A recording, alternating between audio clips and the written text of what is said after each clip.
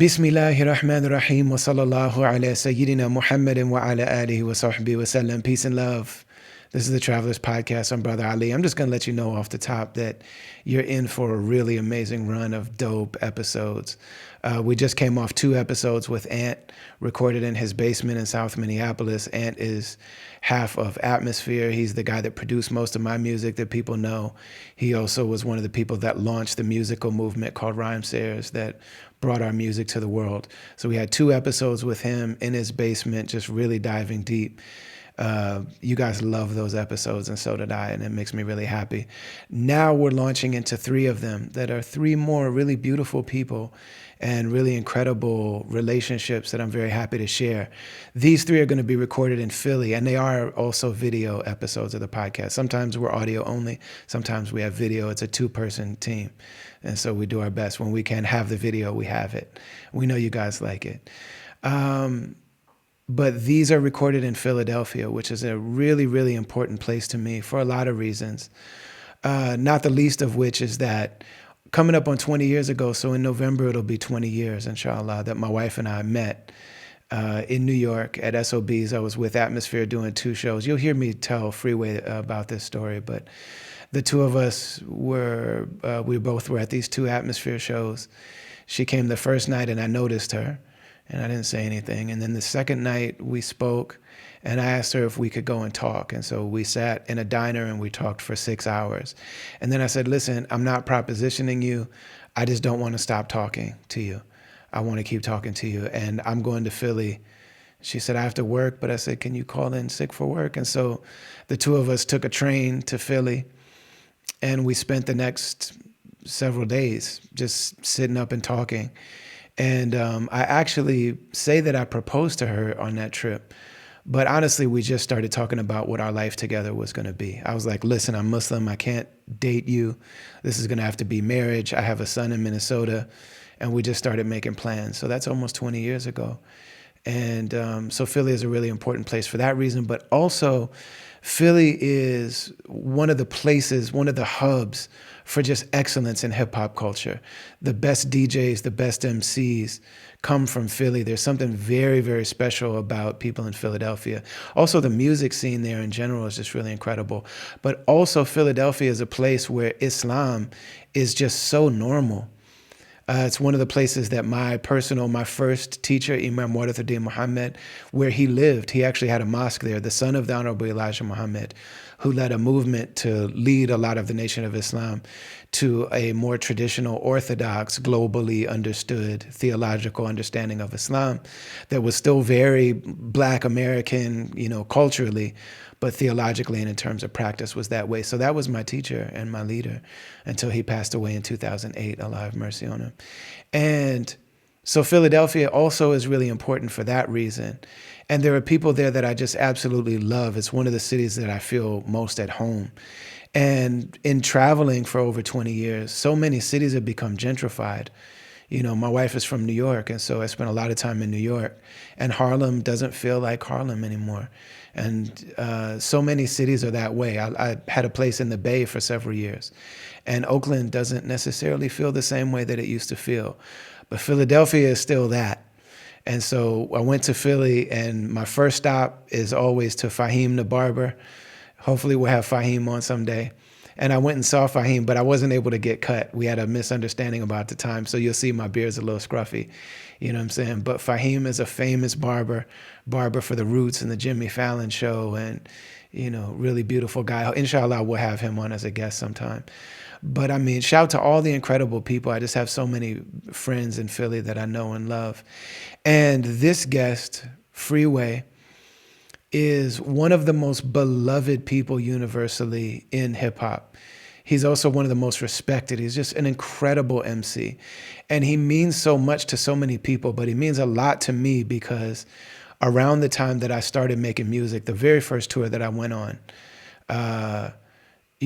Jay-Z was the biggest thing happening. And I love Jay-Z. I love Jay-Z's music. He's in my top 5. You know what I mean? I think there's definitely an argument to be made for Jay-Z being the greatest of all time.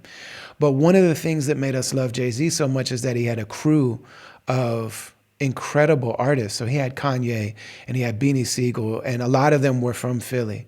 You know what I'm saying? The Young Guns and all these really amazing people. But Freeway, existing on Roc-A-Fella at the height of Roc-A-Fella, as a spitter, as somebody who was like, I'm here to kill the mic. You know what I'm saying? He rhymed with all of the passion of a battle MC. He also was a street guy, but he also was very visibly and identifiably Muslim. He had the big beard, and Freeway's beard is the reason, a big part of the reason that beards became so popular in culture in the last several years. You know what I'm saying? And when Freeway put his album out, Philadelphia Freeway, it absolutely was a game changer. And you hear me tell him in this episode, but when Freeway came out, he's one of the people that I looked at and said, maybe there is a place for me.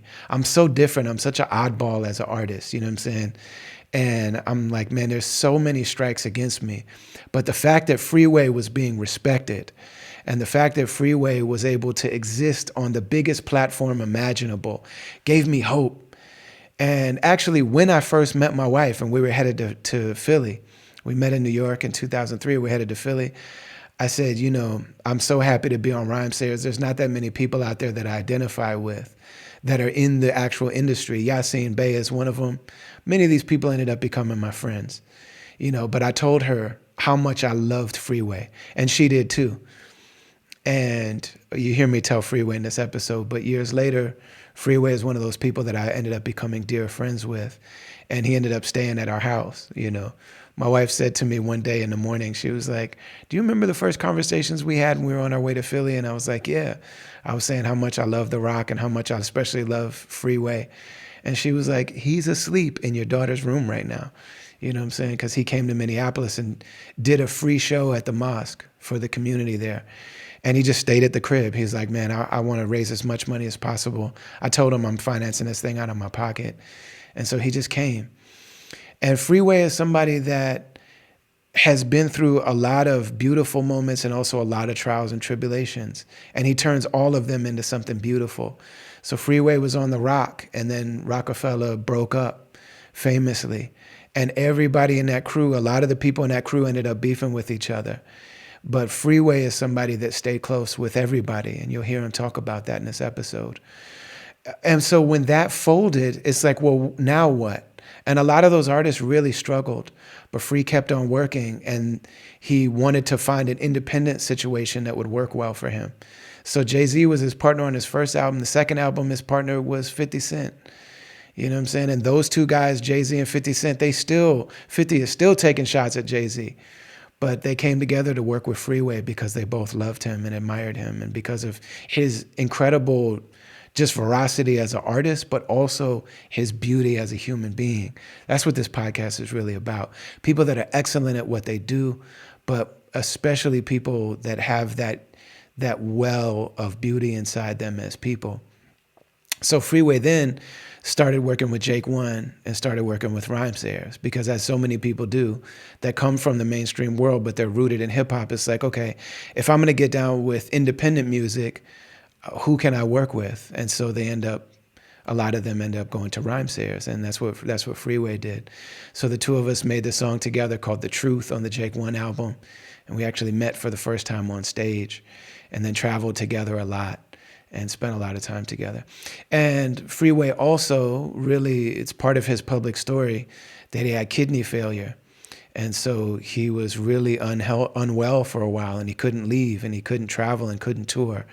And so he remained working so hard and became a spokesman for kidney trouble. And anybody that knows Freeway knows how much he loves his kids and how much he loves his father. And I remember he called me almost in tears when his father became a Muslim. And Freeway's a very religious Muslim. He's a practicing Muslim. He's a very observant Muslim. And within a 1-year period, Freeway's son died, his daughter died of cancer, and his father died. And Freeway is somebody that over and over and over again has turned all these things into something beautiful. So, full disclosure, I sat down with my man and I hadn't seen him in a while. You hear we thought it was 10 years. It hadn't been 10 years. I think it's been like more like 4, because I forgot that I saw him one time at an Atmosphere show at the TLA. But we sat together and I had this whole kind of script written that I was going to go through his entire life and all these things that I know about him and try to get the insights and things like that. But I realized that once we sat down, it had been too long since we just kicked it. And so I just hung out with my brother, and we talked though about a lot of really dope stuff with relation to MCing in the city of Philly and the art form, the culture of hip hop and our brotherhood. So this is another one of the episodes that I'm so grateful to bring you. We're sponsored as always by the Zakat Foundation. ZAKAT is the pillar of Islam that deals with giving back. And they're a global humanitarian organization that does really good work all over the world. I know these people. I trust them. They're good. They're the real thing. So go to Zakat US, ZAKAT US on social media. Check out what they're doing and put some money on it. You know what I'm saying? Don't just hear me say this every week and be like, oh, that's cool that he's associated with it. Put some money on this stuff and head to their website, which is zakat.org, zakat.org. Their work is really incredible. And when you give, you can be assured that they work with people on the ground. It's a Muslim organization, but they're not trying to convert people. They don't only help Muslims. It's not like they're just using this as a trick to actually try to convert people. What we give genuinely goes to better the lives of human beings. And as always, we're brought to you by the people in the caravan that really support this work and by BetterHelp. We'll talk to you more about that stuff later. But enjoy this episode with one of the most talented, one of the most beautiful people ever, my dear brother, Philadelphia Freeway. You were telling me before we started rolling that the young dudes in Philly they rock the chalk line. Yeah. It's a kid named Too Rare. He really got a crazy wave, and another one named D Sturdy. Like they really holding it down for the youngins and for the city. And they keep the chalk on their hairlines just so they could show people that they extra sharp. Mm-hmm. But Abdul Hadi, he started that because even like every time I used to get a cut from him back in the day, he would leave. It would be so sharp it looked like you got chalk all around your hairline. That's crazy. The kids with the hat, the tag on the hat in Philly, that came from Philly too back in the day. For sure. They're like, man, I'm fresh. Like I just bought this. Like this came from the store with this on. Yeah, we always try to go a little extra in Philly, with everything early, and we do it early. Man, it's such a blessing to see you, and alhamdulillah, man. I feel like it's been a long time. It's crazy because it's probably been over 10 years. That's so stupid. But as soon as I seen you, it felt like we ain't miss a beat. Like that's crazy. That's so corny. Yeah. I think last time I seen you, we was getting what they call the Juicy Lucy. Yeah, that's before. I was going crazy off them Juicy Lucy's. Man. That's when me and you both used to eat like that. Yeah. You start getting them 40s and being like, you know what? I think it's time to make a change. Definitely. Yeah, man. Them Juicy Lucy's different. The time you were in Minneapolis, we did a free show at the Masjid. Mm-hmm. And you came through. Not only did you come through, but I think you did that for free, and you stayed at my crib. Yeah, and we knocked some music out. Where that music at? Yeah, we did 3 joints. Mm-hmm. You're the one that showed me for the first time writing in your head and just recording it as you go. Like that's the first time I ever saw that. Did you already do that before you were with Jay? Yeah, I already did it. My handwriting is like crazy sloppy, so I used to like write raps and then couldn't even read them. So yeah, I'm like I might as well memorize it as I go along. So did you always? Because when we were doing those, we were doing like 8 bars at a time. Mm-hmm. Did you always do that, or did you have like the? I do it like I rarely do it like that, but the way I do it is I usually come up with like a whole verse before I go into the booth. Like I sit there and zone out and come up with at least a verse, and then I go into the booth, or I might come up with a hook and go into the booth. Mm-hmm. But like Chris and like I see Jay do it, they go in there and go bar for like they'll do like a couple bars and then go to the next bar. I do that sometimes. Like one of the songs on the Stun Pack 2, I did that and it came out crazy. Mm. But Well, I you like normally have the whole. Yeah, but I normally have like a whole verse in my head before I go in the booth. It's crazy. I think that people have the understanding that that's what Big and Jay always did. I know Jay did it. I think they said Big used to write. Yeah. Who was it that was just telling me that one of the DJs I was talking to was like, I saw Big with a notebook. Mm-hmm. You know what I mean? Like this idea that Big always, every single time, was always off the head. Yeah, it's wild, man, because I feel like for a while that like mystique around Jay messed a lot of people up. Because there was like this feeling like you have to do it the first take. You can't write it. You have to kill it. You got to do it, you know. Kind of like Floyd Mayweather, like all the new boxers feel like you can't lose because Floyd Mayweather set that precedent. Yeah. Another one that's crazy with it is Wayne. Like Wayne do the same thing. But it seemed like, at least from watching that documentary, is that Wayne was doing a few bars at a time. Yeah, he do it like that, like do a few bars at a time. Yeah, because I started doing that. Now I do both. Like I have certain songs. Like I did a whole project with Evidence where I didn't write anything. Yeah. I did that one. I sat there while he made the beat, and I would have the idea, and then I did like 2 or 4 bars at a time. Yeah, but it's better if you can record yourself. I found. Yeah, doing that rather than have to tell the engineer, run me back, start me here, do all that. Unless you the engineers that I work with, they already know how I work, so we locked in. So they pretty up to speed with how I do it. Do you ever write anything in your phone? Like if you think about like a certain pattern or certain words or a scheme? What I do is I don't write, I record. Like I got hits in my voice notes. Like let me show you. I got hits in my voice notes. Whoa. All these is like little Jones. Let me see. Man. It's just the voice. I got a hit of my joint.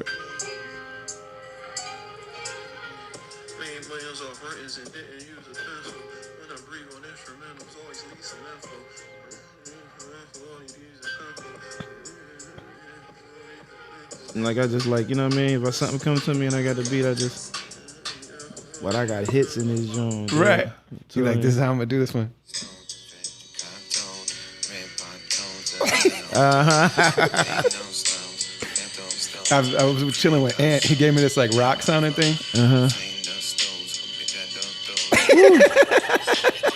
and like to an MC, you already know. Like I just got to fill the words in. As soon as I know what the song is about.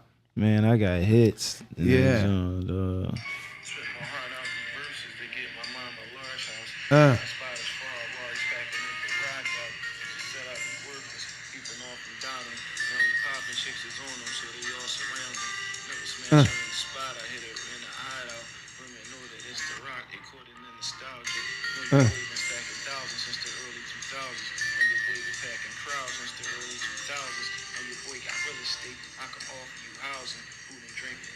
I mean, that's a fully. Ooh, like, you know what I mean? Like, yeah, you could. I'm saying that's the thing that when they talk about mumble rap, it's like they're just putting that out. Mm-hmm. This is way more intricate than mumble rap. That one is done. That's like a full song. Yeah. But I mean, for Griselda, they would just put that out. I think they put they put a little more into it. Like they put a little more into it. That's just like, so I don't forget like the idea, like, you know what I'm saying? So I would take that, I would go in the studio. Now, if it's something in there that I could use, I would use. Yeah. Or I'll keep the concept or keep the pattern, like, you know what I'm saying? It's just, you know. It's dope to hear. You could hear there's like a whole recording of Michael Jackson doing that for Beat It. He's doing all the instruments and everything down. You know what I mean? Yeah. And I think he's got one there's a few joints like that where you can hear Michael just being human nature. Yeah. You know what I mean? Man, one time I was on tour with Rakim and he did, you remember they did a joint for Nike called Classic? It was like when they put the Uptowns back out. Yeah. So I was on tour with him and Premier produced it, but Kanye was on it. And so Kanye recorded a track like that and sent it to Rakim and was like, this is how we should rap. and it was Kanye going, and Rakim just kept walking around the bus playing it. He had it on it, and he just was like, "What is this, man?" Like, what is this? I mean, first of all, Rakim is like such a mathematician, like an engineer, that like I've seen his written rhymes. Like he writes it out like almost like notes on a like sheet music. Wow. You know what I'm saying? So he has dots where all the beats are, and then he's saying like he'll underline before on a blank page. He'll put dots. He's like, I put a rhyme right there, man. I put a rhyme right there. I do the. He's like this, and then he'll underline where the rhymes are gonna go. Mm-hmm. So he's like, this thing here has to rhyme with this here. That has to rhyme with that. So it's like perfectly mapped out. Yeah. But then also that, I mean, just the idea that Kanye is telling Rakim how to rhyme. He was just like, dude, yeah, that's crazy. You know, it'd be dope. I guess Kanye like, hey, I told Jay how to patterns and how to rhyme and gave him ideas and stuff. So I could do it to Rakim too. Yeah. You know, it'd be dope though if, well, we probably should do it. We could do a documentary about different people's processes. Yeah. Like how different MCs processes and how they go about recording. That'd be dope. Yeah. Because so many different people got so many different processes and the way they approach their music. I know Tariq writes them in, he has like Post-it notes. Man, listen. Man, Tariq got this record on the stimulus package too. This guy left Earth on his record, man. Like, it's probably the most incredible verse I heard in I don't know how long, man. Shh. I gotta let you hear it before we leave, man. Yeah, it's so crazy, man. It's so crazy to see somebody like that be so like hidden in plain sight for so long. Yeah. Like how you can't get more accessible and famous than he's on the most like famous TV show every night. Every night. Standing there like sitting on a stool with a dope suit on and that beard just spitting on like everything that he spit on Funk Flex that time that suddenly the world is like, yo, Black Thought might be amazing. Like, man, that guy has been spitting. He probably said all those same like verses just at that same caliber. Yeah. Amazing. Flawless. This joint is flawless. Like flawless. Like on Mortal Kombat. Yeah. Flawless victory. He pulled one of them joints off. Yeah, man. Nah, I feel like Tariq has been like, and there's a lot of people like that. Like, man, I feel like Casual is one of the most slept on of all time. Yeah. Like, man, Casual has been incredible for years. And it's like, and same thing, Flawless and like, man. Rock Marcy too. Rock Marcy. Oh, yeah. Rock Marcy. Man, Rock Marcy just sent me a verse. And his whole aura is just dude, like. Incredible. Sheesh. Like, Rock Marcy on this record I'm doing right now, he just sent me, he said, y'all make whole careers off my stolen ideas. It's like, yeah, it's so real. Like there's people their entire career. And I hit him, I was like, it's the same thing with Prince. Like Prince would do something for 4 bars. And then that thing that he just did in between verses or whatever, somebody will have a whole genre of music based on that. And yeah, Rock is like that. Yeah. But he also said, he said Allah on the record. Okay. I was like, oh, that's dope. Yeah, man. Yeah, man. I rock with Rock. There's such a disconnect between who is the best, like being the best at your actual art form and then being the best at marketing yourself and building a business around yourself and all. Those are 2 very, very different things. Yeah, definitely. And it's one of the things also that people that are coming up as artists like don't always understand that. And it's, I think, one of the things that leads to like artists just being frustrated, man. Yeah, man. That's why you need a dope team. Like you need the people in position that's experts at marketing and, you know, the things that you need, because nobody can do it by themselves. You can't do anything by yourself in life. Like you always need somebody. You need help with. It was dope. You said the other day, me and you were talking at Fajr time. And that's one thing that I've always known about you is that Free's gonna be praying Fajr. Most definitely. And Fajr Boys team early Fajr Boy. And that's such a Black Islam thing. That like brothers that came up the way we did as Muslims, it's like the real Muslims pray Fajr. Yeah, of course. Yeah. You know what I'm saying? Like that's one of the things that we just Like Folgers in your cup. The best way to start the day. Because I mean that's the thing. It's like, and then I mean, and sometimes you might just be coming in from the night before still, especially now. You know, in the summer coming like 3:41. Right, and a lot of times I just pray Fajr and then go to sleep. Yeah, sleep till Dhuhr time. Mm-hmm. But we were talking to you, were like, yeah, I got to wait for my manager of operations to wake up. I said, man, only a Muslim artist would be saying that. You know what I mean? Like, because usually the manager and them, like, they're up, like, man, I got to go wake up the artist. You know what I'm saying? Yeah. It's like, man, by the time they wake up to start their day, we've already been up for 4 hours. Exactly. Jogging and... That's why I be like, man, it's hard for somebody to get over on me. They wake up 1 o'clock in the afternoon. I'm up for Fajr. My brain already been in go mode for hours. Like, you know, so alhamdulillah. When I like me and you both, like I've heard tapes of you rapping when you were like 10 years old or something. Man, listen, I got it all. You had one that was like mega conscious. Yeah, I was like super conscious. Yeah. And I'm like, man, if we had met back then, we would have been friends. I'm like, like that would have been dope. You know what I mean? But when I first started, was like, man, could I actually make records? Yes. Yeah, it's a loofah sample. Yeah.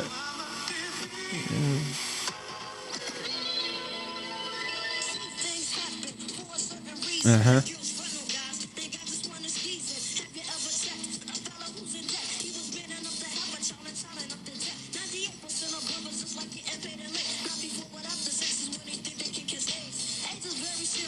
AIDS is very serious. I feel like on that whole tour, like we kept being like, yo, man, AIDS is very serious.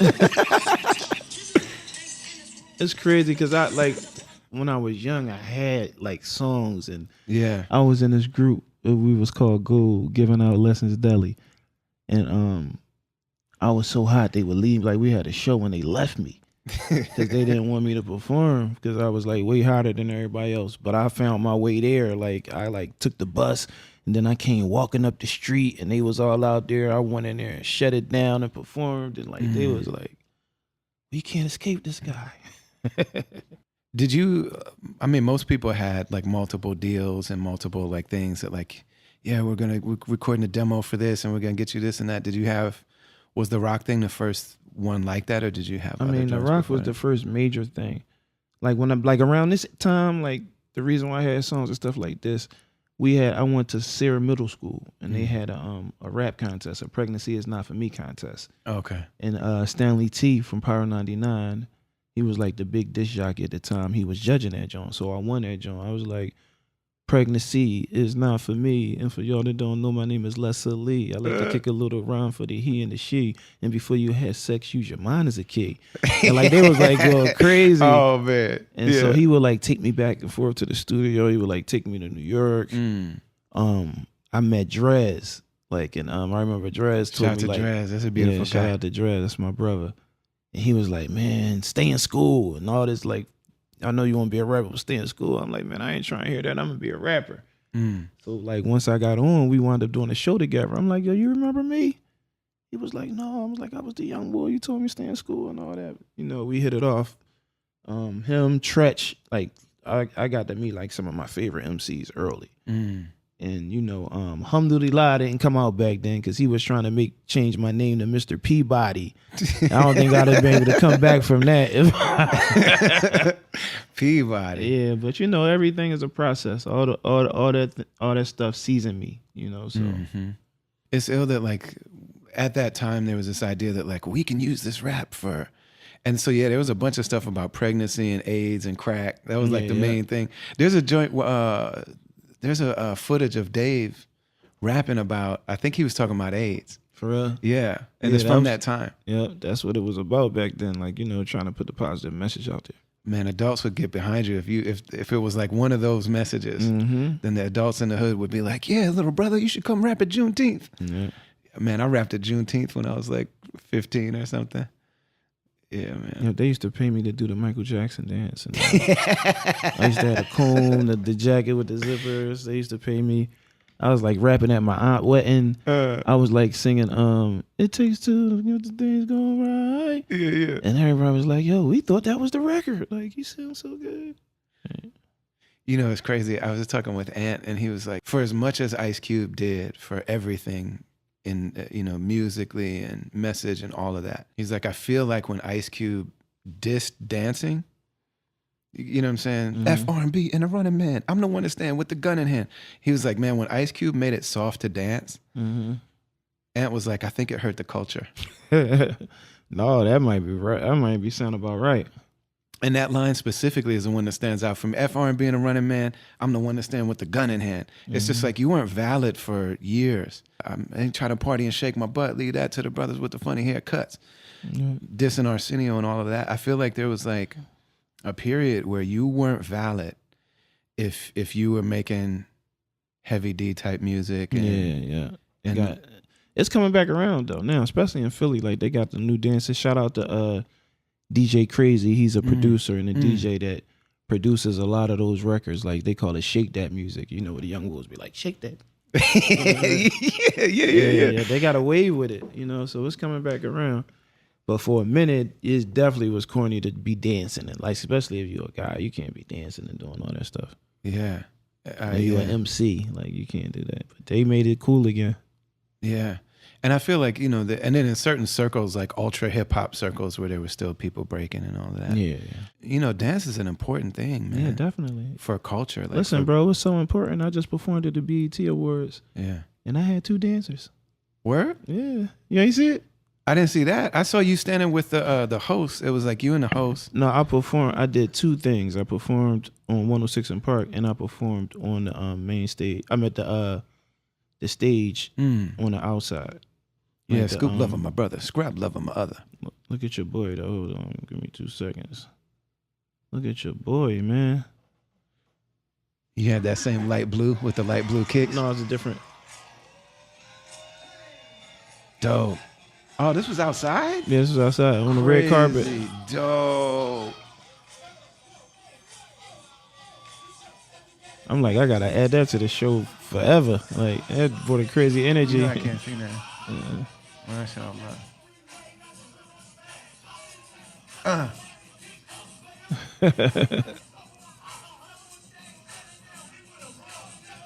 Dude, and you always had the best like TV edits. Good looking. You know what I'm saying? That's because I've been rapping since I was 2. So, because the TV edits, that's important, man. Yeah. It's one of the things that Dre did is like for the radio they re-recorded the record, but sometimes the words they switched out. Because I do all TV edits now. Like when I perform, like I don't really even curse on stage, except for Uncle Sam, goddamn. And every now and then, if I feel like I need to put one in, Yeah. The first time I ever did the Iman joint. I was like, I didn't know how to do my records without cussing. When I first met Evidence was laughing at me. That's how we became friends. And he was like, dude, man, I've been waiting to meet you because you're hilarious to me. And I was like, what? He's like, no. He's like, he's like, you're the only conscious rapper that curses more than a gangster rapper. And I was like, dang, okay. And he said, you're just overcompensating because you don't smoke weed and you don't chase women and you're not a criminal. So he's like, you just curse a lot, so you're letting everybody know you're hard. He's like, you're gonna stop though. And that's the first, like literally the first 10 minutes that I met this guy. Wow. I'm just like, man, all right, okay. I didn't like it when he said it. I didn't like it, but it's turned out to be true. Yeah, that's what's up. But the first time I played at Iman, Malcolm X's daughter introduced me, and I went out there and I just got all these like battle rap records and stuff like that, and I'm just like, yo, what am I gonna do? And I think I tried to I saw Jay one time move the mic like this. He was still, I think it was unplugged with the Roots, and he just did the mic like that. But when I was doing it, also my voice is loud, but you could still hear it. Like it just wasn't as loud. And I think I said, man, I had this thing about my neighborhood that was like, I was talking about this like 40-year-old girl that was like still woman that was still like working, like still, on or whatever. I said something about I said pussy in the record. And so when I was on stage, I was trying to figure out what's, and in the moment I just said coochie. And I remember I got off stage and Rami was just dying laughing, and he was like, yo man, he's like, the coochie thing wasn't any better. He's like, you should have just did your just do your joint. Yeah, coochie ain't too much better than It's the same. that's the same thing.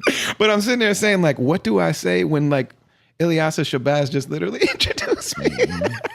That was such a That trip. reminded me Man. of that time when Pac went to go talk and they told him not to curse. He was Oh out there man, like, fuck that, these motherfuckers. yeah. Pac was passionate, boy. He cursed the whole. He was sitting next to like the deacon and there. He was going He crazy. was like, "You think that's offensive? I think it's offensive. These motherfuckers out here on these streets, and y'all get in your cars." Yeah. Oh, dude, amazing. Yeah. Yeah. When I first started trying to make records, it was you and Yasin Bey that made me feel like I had it somewhat, and obviously Slug, because I saw Slug up close and personal. Yeah, Slug. Yeah. Yeah, Hats man. off. Yeah. Like Slug was like, okay, so we just be ourselves. That's the main thing. And then also we're going to focus on songwriting, but almost like songwriting, big, like seeing it different, that not just hip hop. Like we're going to be songwriters like Donny Hathaway, and like we're going to write songs.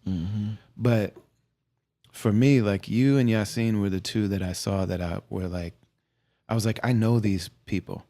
I know them. You know, there's certain people like, I like so-and-so. I love Jay. He's one of my favorite. And every time I've been around Jay, I'm just like, I don't need to say anything to him. You know what I mean? I just have never spoken.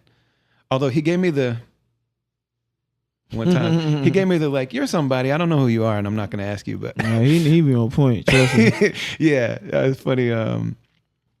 Yeah, one of the brothers was like, yeah, he knows your joints. Like he knows everything. I'll spit something for Jay next week and come back up there next week. He be like, spit that joint you spit. He had to know the whole thing. You know, be crazy. But there's certain people that like, I love them. I love their music. I've been in places with Kanye. I love these guys, but I never felt like I need to know them. Yeah. And with you and Yasin, but with y'all in particular, I was like, man, these are people that I know. And having Yasin on the one hand and you on the other, it just made me feel like this is possible. Alhamdulillah. You know what I mean? Mm-hmm. And yeah, Yasin, boy, man. It's a pleasure to have and an honor to be on the record with him and Kanye, man. And we got to perform that joint on Dave Chappelle. Yeah. Legendary. That's one of those moments when you in a moment and you don't understand how big the moment is. Like, you know, it's iconic. That's an iconic moment. And I know that's one of the things that Kanye wanted to do is like bring the worlds together. Yeah, yeah. You know what I mean? Because for hip hop, people that are in hip hop, it's like, yeah, we're all from the same neighborhood. Exactly. You know what I mean? And there's like some of us that we take different routes based on what's available to us. You know what I mean? Like a lot of people that don't hustle, it's like, I just don't really, I'm not scary enough. Like people aren't gonna take me serious if I try, you know what I mean? Like I'm gonna get robbed all the time, probably I'm gonna have to shoot somebody. Like I just can't, you know what I mean? But yeah, man, like seeing the two of y'all is what made me feel like, and actually the first time that me and my wife met, like when we first met, we met at SOB's. And I was on tour with Atmosphere, and she is from the Bronx, so she didn't know that Atmosphere had fans. Because none of her like black Puerto Rican friends, none of them didn't know. So she's like, oh, I like this group called Atmosphere. Nobody knows them. So she came to the show and she's like, yo, it's sold out. Like, what's going on? And then, so I met her, and then I was playing in Philly the next day. And so we took the train to Philly and kicked it. And I remember telling her, because my album had just dropped. And I was like, man, the people that I look up to the most in this whole thing are Freeway and Yasin. Wow. And so she actually, one of the days that you were at the crib, she was like, do you remember the first conversation we had about music and like the Muslims that were doing their thing? And I was like, oh yeah. And she was like, yeah, he's sleeping. He's sleeping in your daughter's room right now. And Yasin the same. That's you know what I mean? up, man. Alhamdulillah. The synergy is amazing, man. Yeah, it's just like that Allah gives you those gifts. Yeah. We just have certain feelings about certain people. And at the time that I felt that there was like nothing directly showing that one day we would be in the same. Yeah. There's like, what would be the path for that? Yeah. You know what I mean? And it's such a beautiful thing, man. And the way it came together was beautiful. I think the first time we actually met was on stage. Yeah, because we had the record. We never even. I remember that vividly. Yeah. Like the first time we met, we was performing the record. Yeah. Yeah. Yeah, dope.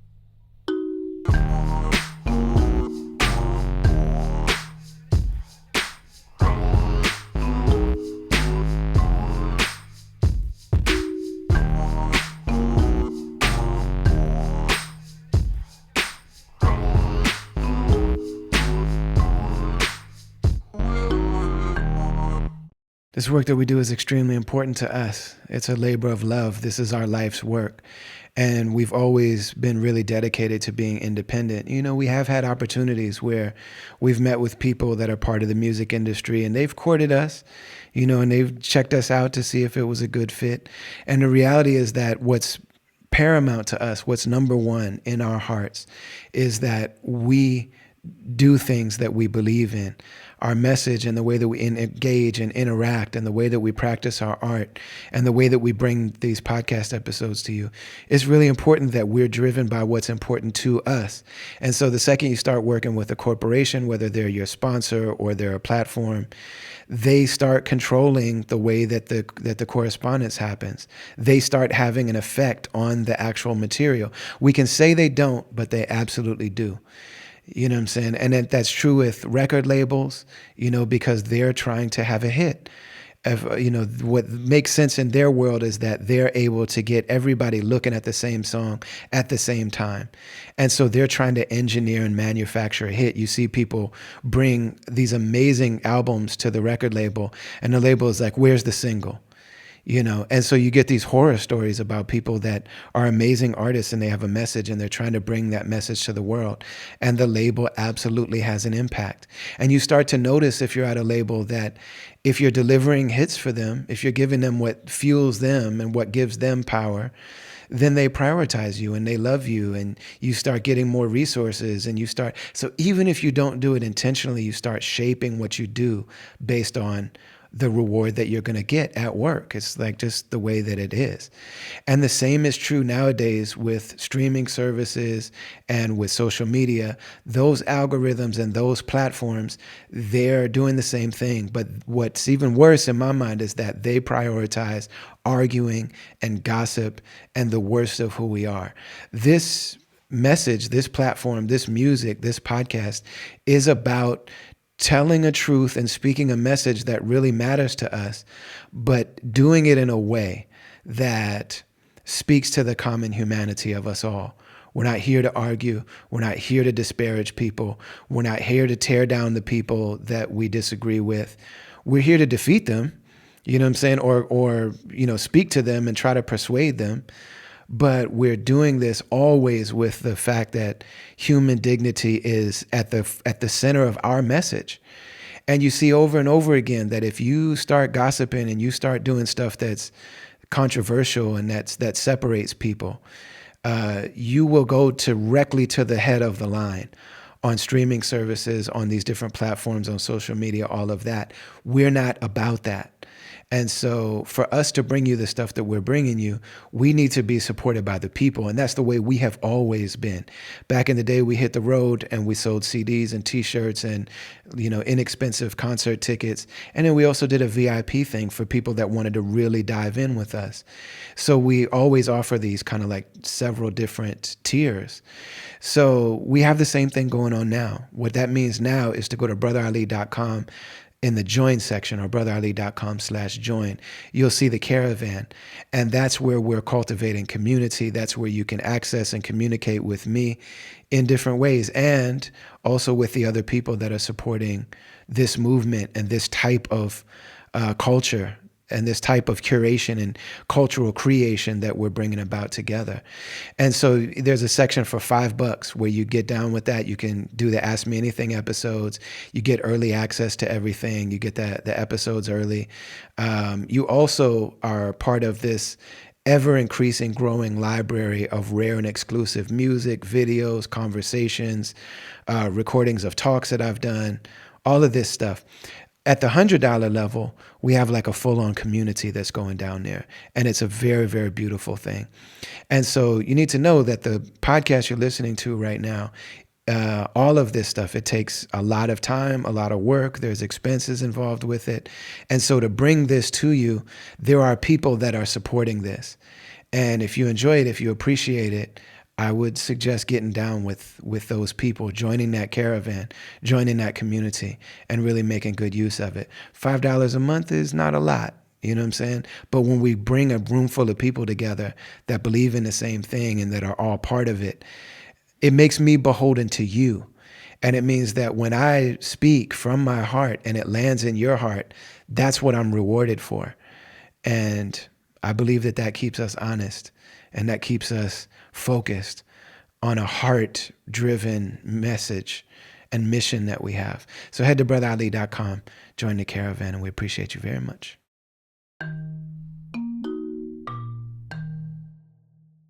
You know, I know that people ask you about the rock thing all the time. Mm-hmm. What was it like to see that thing come apart, though?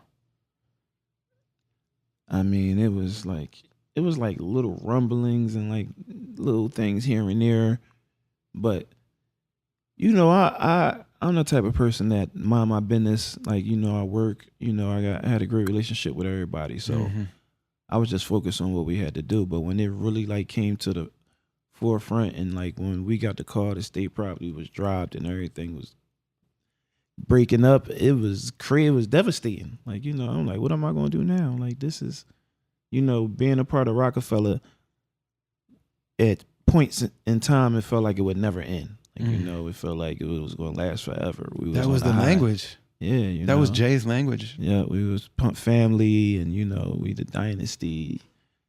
We going to reign forever, you know. So I had that in my head. You know, that's what I felt was going to happen. But when everything broke up, it took me probably like a month or two to like shake it off and get my head out of what happened, and I just went back to what got me there in the first place, and that's hard work.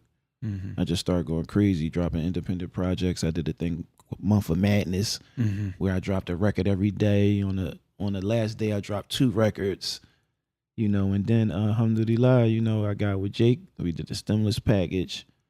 That opened up a whole new world to me. Like, you know, like, man, listen, coming to Seattle with Jake and like, you know, just recording out there, and then, you know, coming to your city and coming to Soundset and seeing the crowd and like being able to rock a whole different audience. Like, you know, it was fans there that was just getting introduced to me, you know, and, you know, it was a beautiful, beautiful experience. I toured the world with Stimulus Package. I went places I didn't even go with Roc-A-Fella, you know. So rest in peace, John Moore. Yeah, rest in peace to John. Man, I miss that guy. So it's hard to go to Seattle and John Moore's not there. Listen, man, when we first went on the road, we was bumping heads so much, like, you know. Like, probably by like the 5th or 6th show, like we just had a synergy. Yeah. And you know, we everybody had been in beef with John. If you're really his friend, there's a point where I was like, man, this guy, like, you know what I mean?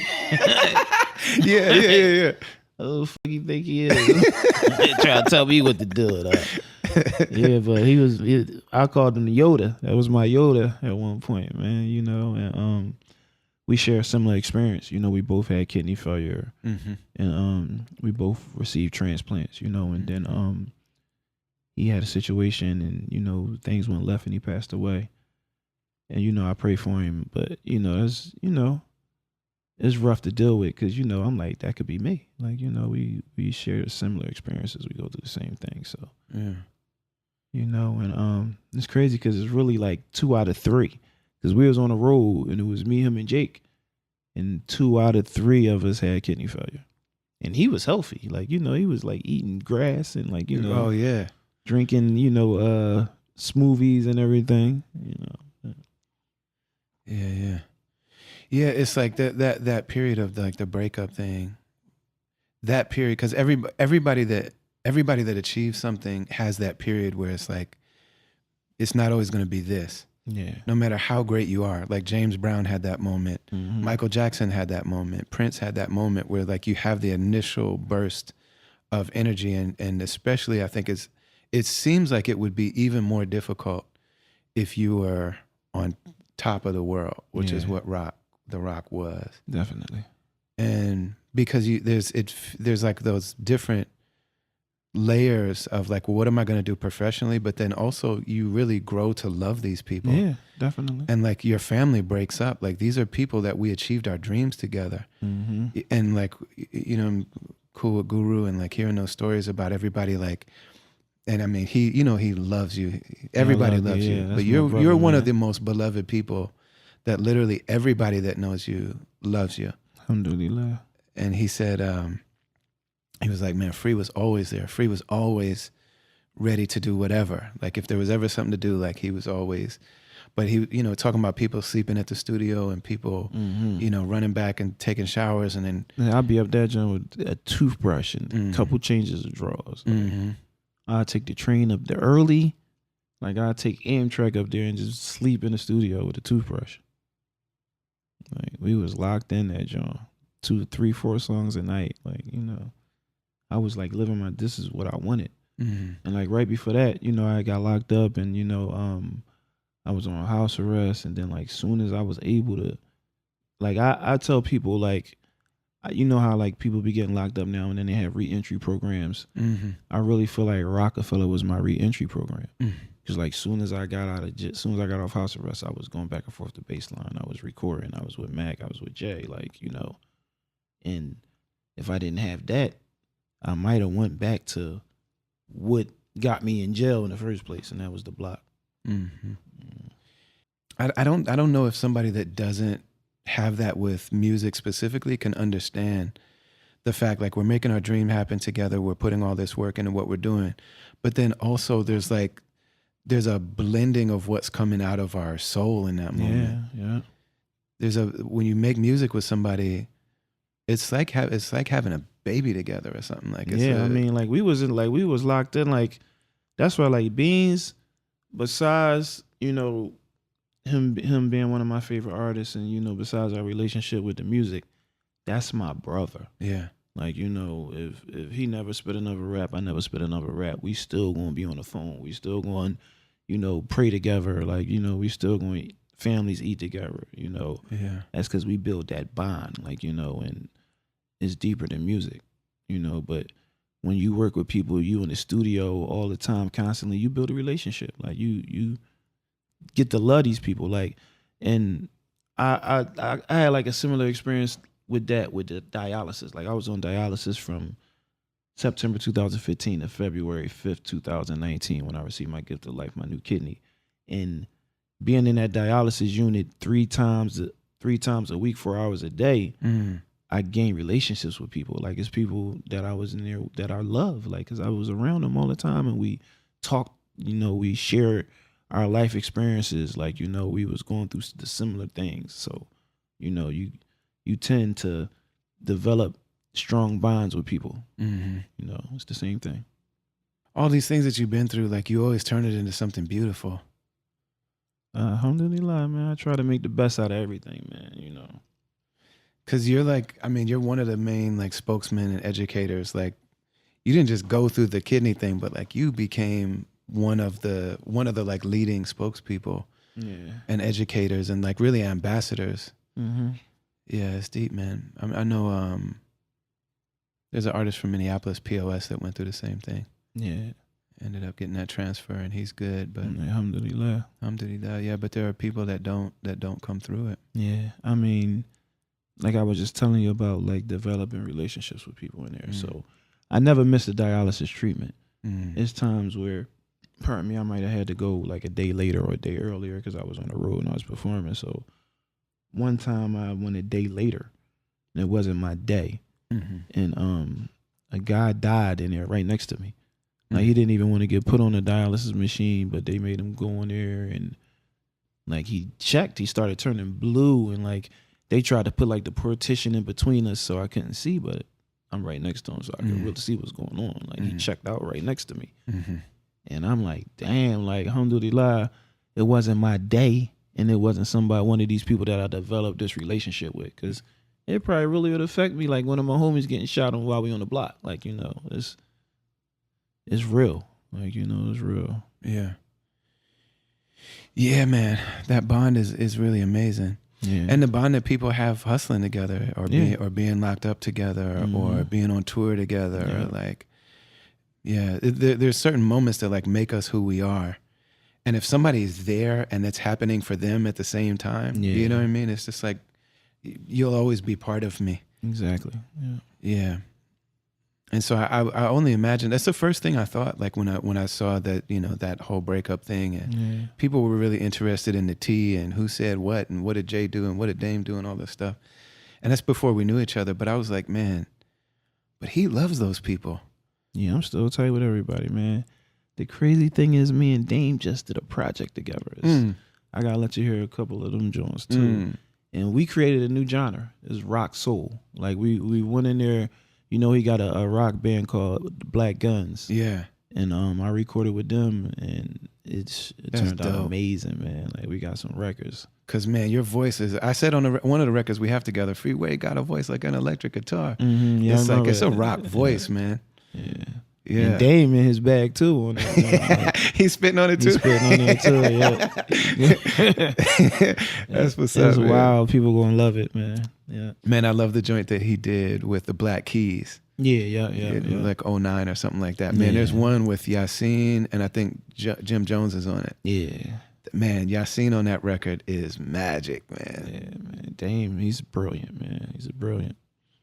And we reconnected through education. Like, we both are part of this thing called OSG, and it stands for Off School Grounds, and it consists of 200 to 300 principals and educators, people with doctorates. We do a call every Thursday, you know, just trying to, you know, come up with different ideas and ways to educate the youth, and you know, we rebonded through there, and the fact that we came back together on some education stuff is amazing. Like, we went to Camden together and sat with the mayor and did some things over there. And I got some good things going on in Philly with my Freedom Thinkers Academy. We got some STEM workforce development programs. Right now we partner with OIC, and we got a phlebotomy course, and we got a engineering 101 course going right now. Dope. And we got an engineering 101 course and a phlebotomy course going on in Delaware too. So crazy. You know, we just trying to expand. We trying to educate the people. I feel like the main reason why these youngins is out here robbing and carjacking and doing all the stuff they doing is because they don't have any opportunities. Yeah. So we provide them with this opportunity where they could take this course, and if they're between the ages of 18 and 24, they can qualify to get paid while they take the course too. So some of the students are actually getting paid while they take the course. They pass the course, they get a certification, and we assist them in getting jobs in that field. When I first said Shahada, the Imam Matthew Ramadan, he had a program like that. Oh, that's what's up. And so we used to go, step to the dudes on the block, and he had the whole math broke down. So he would be like, all right, you're out here for this many hours every day. He's like, you get your work off, and then you make this much. He's like, this is how much you get it for probably, and then you get from the Connect for this. Even if you're chopping it yourself, and you're probably not, you're probably somebody's just giving it to you already packed. But even if you do, this is how much you make. And then he said, if you do this for this many years, you're probably going to go to jail for at least 2 to 3 years, and during that time, you're going to make no money. So if you spread it out over 5 years, you're making less than you would if you just worked at McDonald's. Wow. And you're going to go to jail, and you might die, and you know your mother is feeling whatever. So he was like. He had a whole program where it's like you could come in and learn construction, and they were paying, you know what I mean? Wow, alhamdulillah. He was like, so you could do that, or we could just beat you up. Wow. Hey, those some gangsters. Yeah, man. But I mean, you know, I mean, it probably wasn't that exact language, but it was on some like, we're gonna run you off the block. Yeah, like you don't hustle here anymore.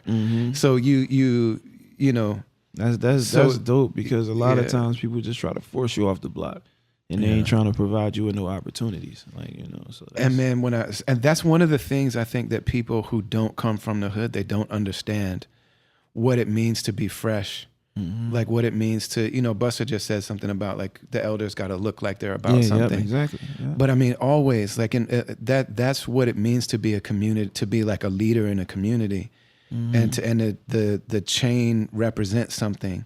The watch means something. Like it's not just a, it's not just a stunt. Respect modest nigga.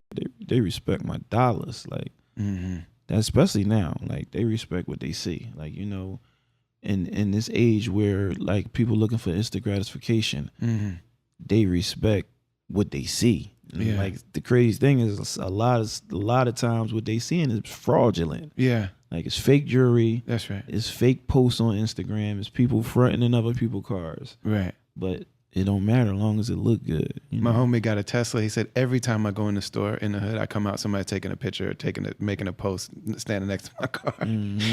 But like in order for to really be able to genuinely speak to young people, you have to show them. I mean, I don't dress like that. But when I go to schools, I have something that I wear when I go into school.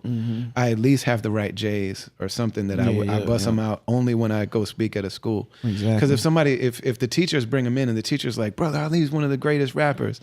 That's the funny thing with me is like the white teachers are always like hella excited. And they're like, the kids are so excited you're here. And I'm like, no, they're not. You are. And they take me in and the kids are just like, you a rapper? Where's your tattoos? You don't look like a rapper. Where's your chain? You know what I mean? So I for years I had one pair of J's that I only wore them when I went to school. That's what's up. Yeah, but I walked in and they'd be like, "Damn, you got that from rapping?" That's the dope thing about OSG. Like the principles is about being fly and like they pulling up in Benzes and nice cars and just trying to show the kids that you could get it through education. Right. Like, what I'm saying? We like the cool group, like the principals is cool and everybody is stylish and like, and Dame, he the one that came up with the logo and how Dame is he mentored them probably for like throughout the whole pandemic, oh my God. So they probably, heard hours of, you don't understand my culture? And my culture has got to be fresh. You look like a chump. You can't be a square. You can't be a sucker. Yeah.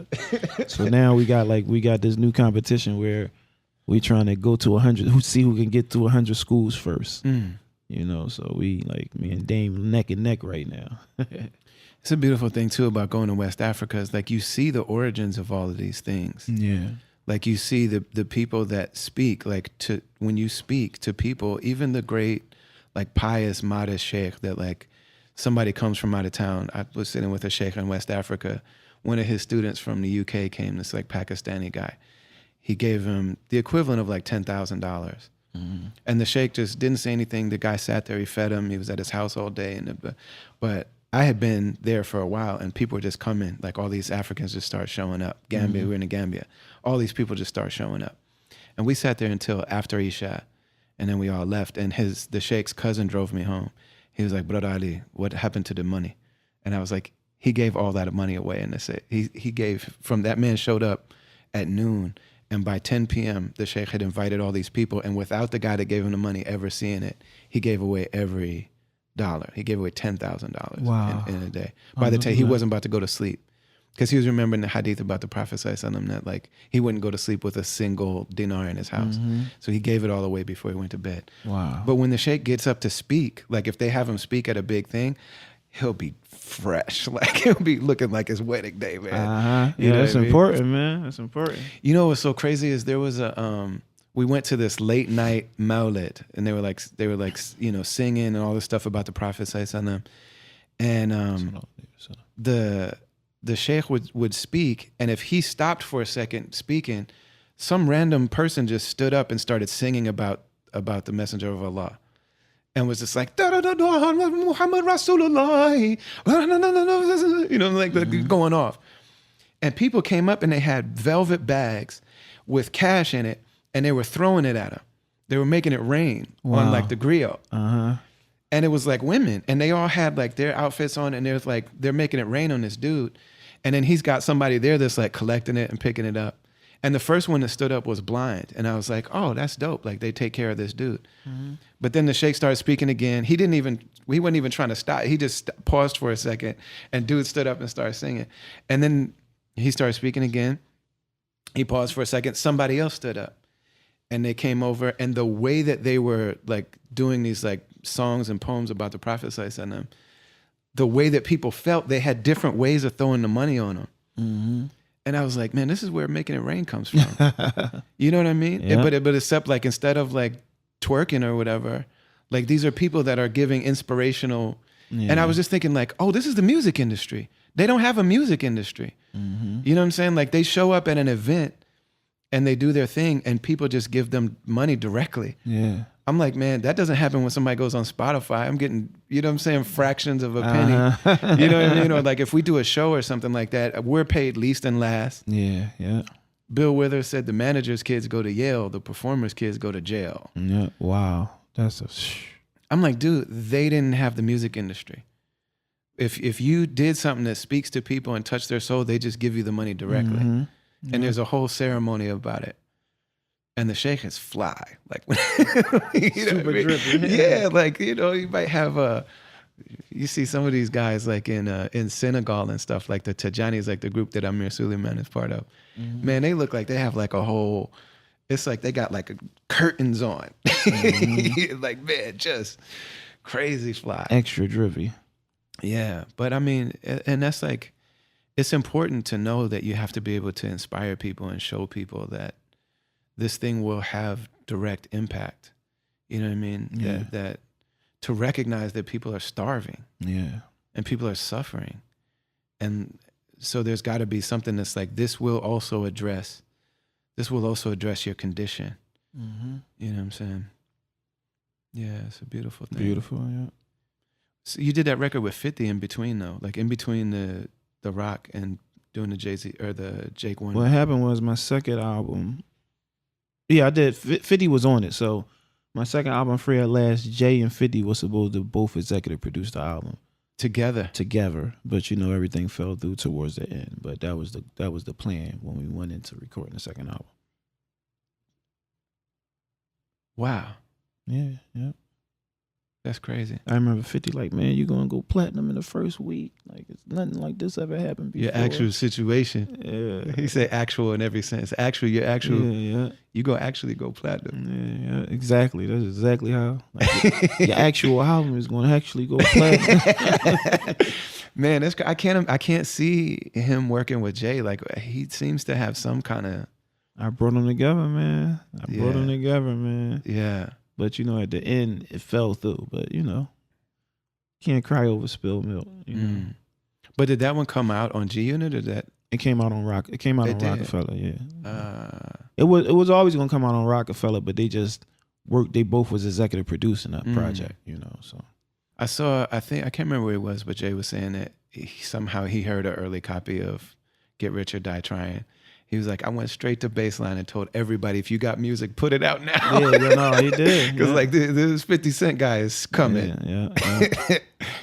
It's a lot. Like we would be on tour and Jay be like, yo, we on the road. Somebody better put a record out, whoever, because we gonna be going to the radio stations and all that.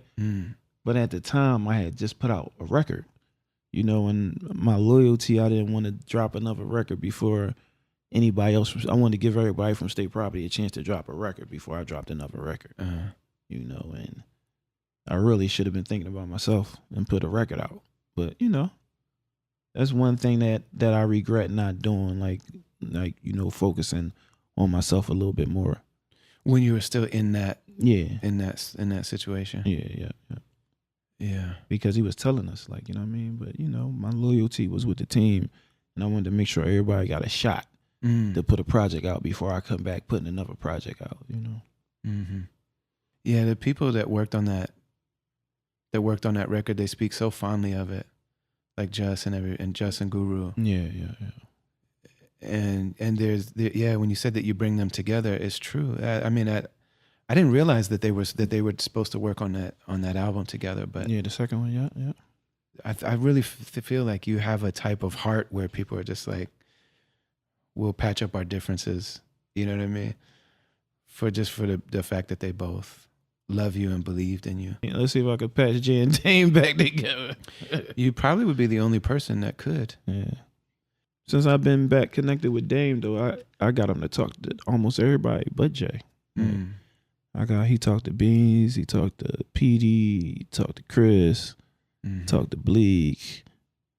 You know, he talked to he already got a relationship with Oskino. They be talking a lot, you know. But any city willing to do some Roc-A-Fella stuff, you know, again, as long as it's right.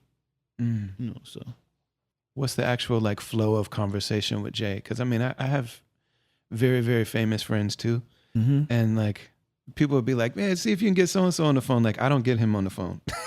yeah, like, no, I ain't. when he calls, I wake up out of whatever deep slumber I'm in and walk outside and talk to him on the balcony whenever he calls me. But I don't call him. He just doesn't work. I ain't doing none of that. Like, you know, it's always all love. Like whenever we talk, it's always all love, good energy. You know, it was a point in time where they told me Jay can't sign nobody back from the original Roc-A-Fella. Like, it's in the contracts and all that.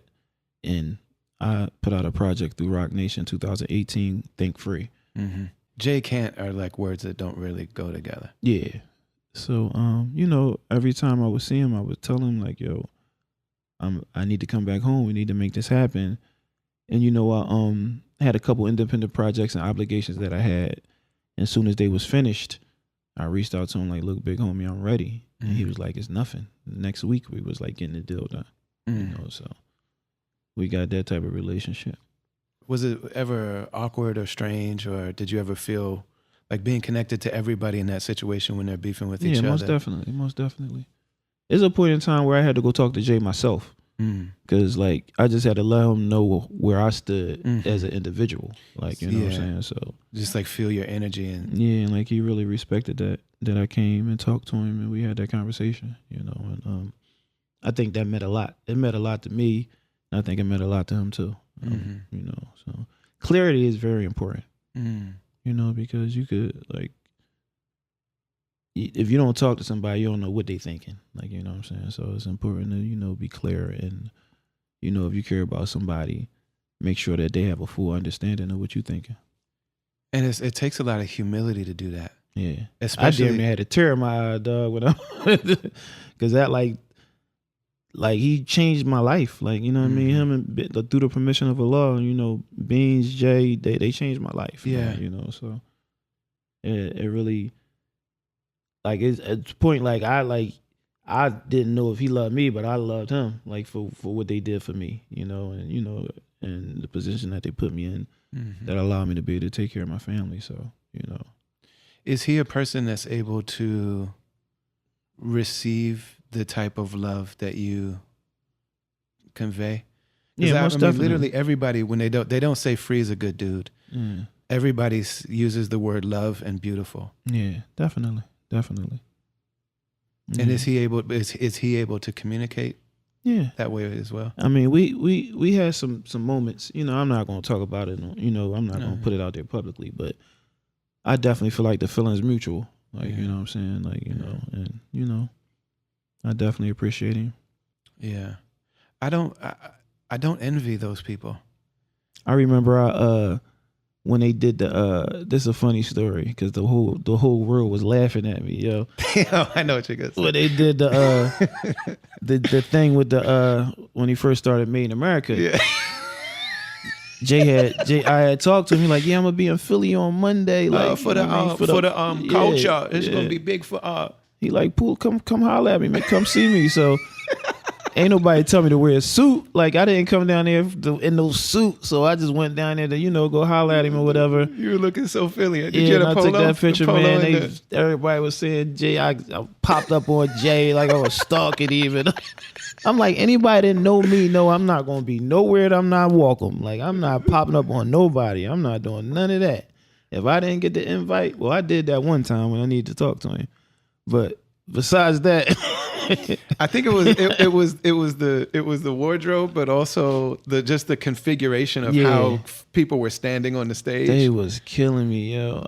That was Drake level meme status. Like, man, that was like, I called Jay like, yo, they killing me. He like, Free, man, if you don't stop worrying about that shit. And then Made America first performance. I performed what we do. Nobody had nothing to say after that though. Yeah. You know what I'm saying? You know what I thought was ill is that Chuck D is like one of my dearest like friends and mentors, and yeah, I got a lot of love for Chuck D. Yeah, he loves you too. I'm saying everybody, man, I love Free, man. It's a beautiful man. That's a beautiful soul. But Chuck had criticized Jay and Kanye when they did the Watch the Throne. For real? Yeah, because he's like, man, people out here starving. And I forgot what he made us track and like released it. And he was just like, oh, he'd be watching some throne. Like people are, you know what I mean? Like people are starving. And I think that's also Jay had words with Harry Belafonte or something like that. There was something between them. But when his book came out with Dream Hampton, and Jay shouted you out in the book, said his flow was mesmerizing. I like gave Chuck a copy of the book, and Chuck was like, Jay actually invited us to perform, and I think they might have either performed or headlined or something that Made in America festival. Okay, yeah. I just thought that was beautiful. Chuck D put out a song about that situation, you know, critiquing it, not dissing them as people, but just like, man, what is this message that we're doing right now? Like, what are we talking about? Yeah. And then Jay put him on the festival to headline. I thought that was dope. Jay got a good heart. Like he really a good dude. Like, you know, like a lot of people get it, you know, his business and like, you know, being a shrewd businessman and like you're not playing no games with the actual person. Like, he really a good person with a good heart. Kane says the same thing. I was with Kane when that deal came out where Jay was talking about like sometimes those things just look weird. That's the other thing about that photo shoot. Is like because it's you and Jay who are like artists first of all, and black men and friends, and then there's a bunch of business people there and like people from the city of Philadelphia. Yeah. So it's a strange. Then it was a time dynamic too that like when the Roc broke up and then everybody like Jay don't fuck with y'all, so they try to make it seem like I ran down there trying to like. It was crazy. Yeah. It was a crazy couple months for your boy. Yeah, man. I can't front though. Me and Jake and John shared all those memes. We were texting each other. I can't wait for Made in America because I knew I was performing. I can't wait to perform. I think Charlemagne was clowning me and everything. You know, one time, you know, Charlemagne, I'm gonna punch you in your face one day, even though you're my homie. I think when Beyonce did the Super Bowl. And I had like an old picture of us from like the tour. And I was like, yeah, my sister killing it on the Super Bowl. They was like, man, Beyonce don't know you. Like Charlemagne made me donkey of the day and everything, dog. I'm like, y'all is crazy. Like, why would I even say that if it wasn't what it was? Like, Ed Lover, when I was on tour with Rakim, Ed Lover dissed me. For real? Yeah. He was like, who is this white man calling himself Brother Ali? Does Farrakhan know about this? Why is Rakim co-signing this? How come Rakim, that's why he don't need to put a new album out. He dissed both of us together. Damn. Yeah.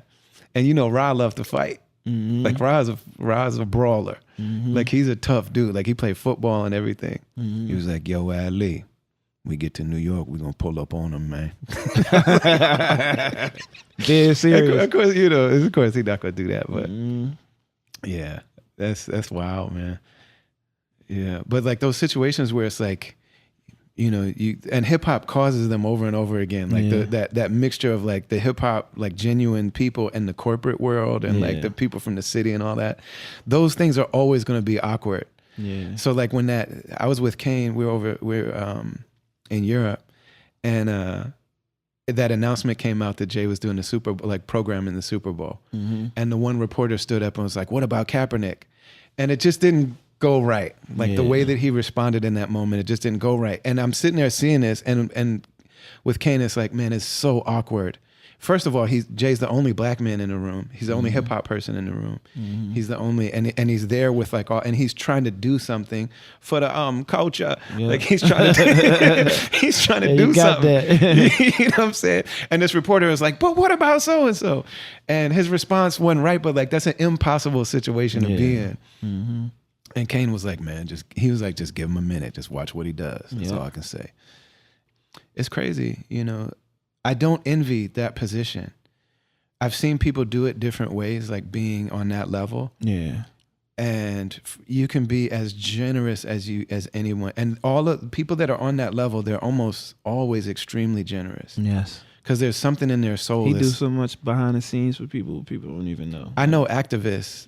I know like frontline activists that found out years later that it was J&B that actually bailed them out when they were doing Black Lives Matter things and all this kind of stuff.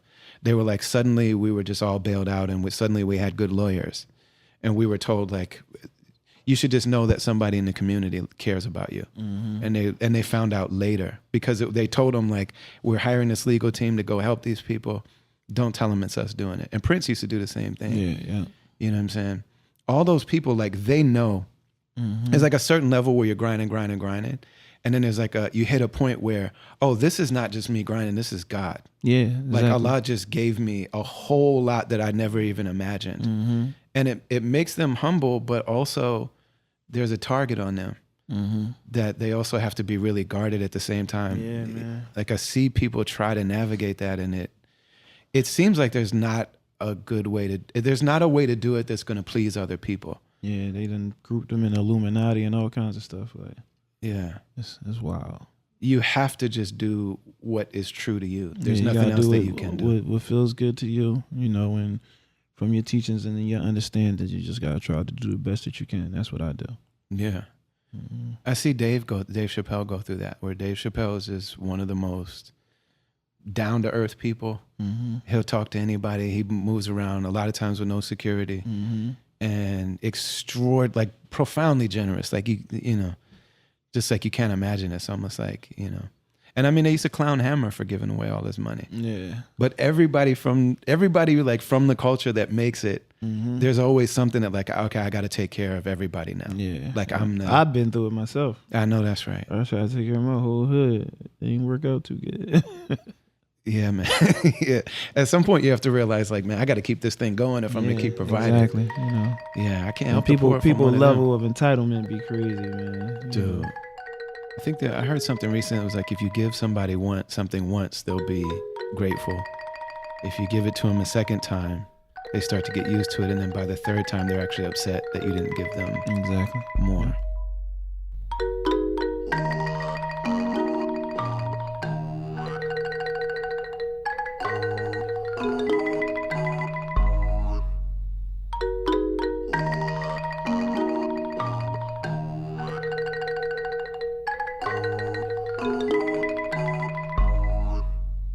We talk a lot about therapy on this podcast because my wife is a therapist and it really is directly in line. We also talk about the spiritual path. We also talk about art and culture, and we talk about politics and all of the things that focus on the meaning of our lives and like what kind of people do we want to be.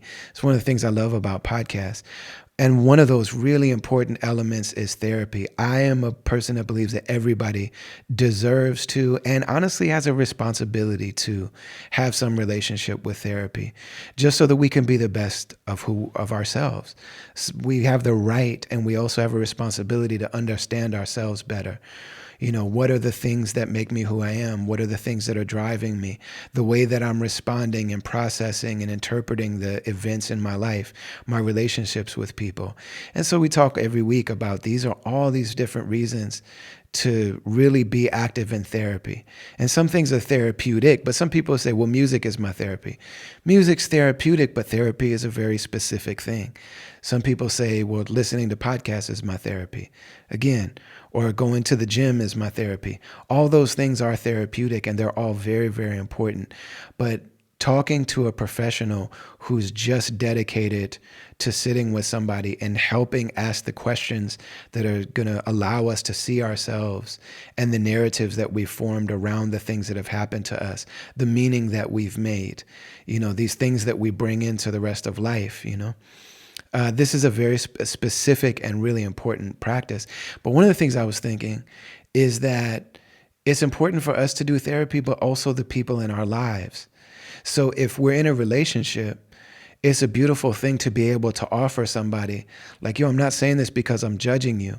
And it helps if we're in therapy, but to offer a gift of therapy to our spouses, to our significant other, to the people that we work with, and to our children. You know what I'm saying? Whether they're, grade school age or, I have a daughter that's a teenager now, and she's been doing therapy, and I just am seeing this change in her, that like she talks more and she goes out and does things more often and she laughs more and she hangs out more and she's more open. And it's not that anything was super messed up inside there. It's just that a human being has the right to have that space to be able to talk to somebody whose job it is just to serve us. It's the best self-care we can give ourselves. And so I don't live in America. I don't have a job. I say that every week. So for me, betterhelp.com is the best way to access therapy. BETTERHELP, betterhelp.com/travelers. If you do that, then they know we sent you there. So they give you 10% off your first month. We also get a commission to help the work that we do here. And it's a win for everybody. You start communicating with them right away. You tell them why you're coming to therapy, if there's a particular type of therapy you think you might want to try. It's just this huge network of people from all different backgrounds that are licensed, trained professionals who are ready to help. And then you let them know, this is the type of therapist I want to talk to. You get access to their calendar. You set your own appointments. You can text with them. You can change your therapist. Couldn't recommend it more highly. So head to betterhelp.com/travelers. Get down with this therapy journey. So like Jay and Jay-Alek have the connection. It's interesting, like when we were coming up, the 5%ers in the Nation of Islam were not fam like that. Mm-hmm. It was like the Sunnis, the 5%ers, the Nation of Islam.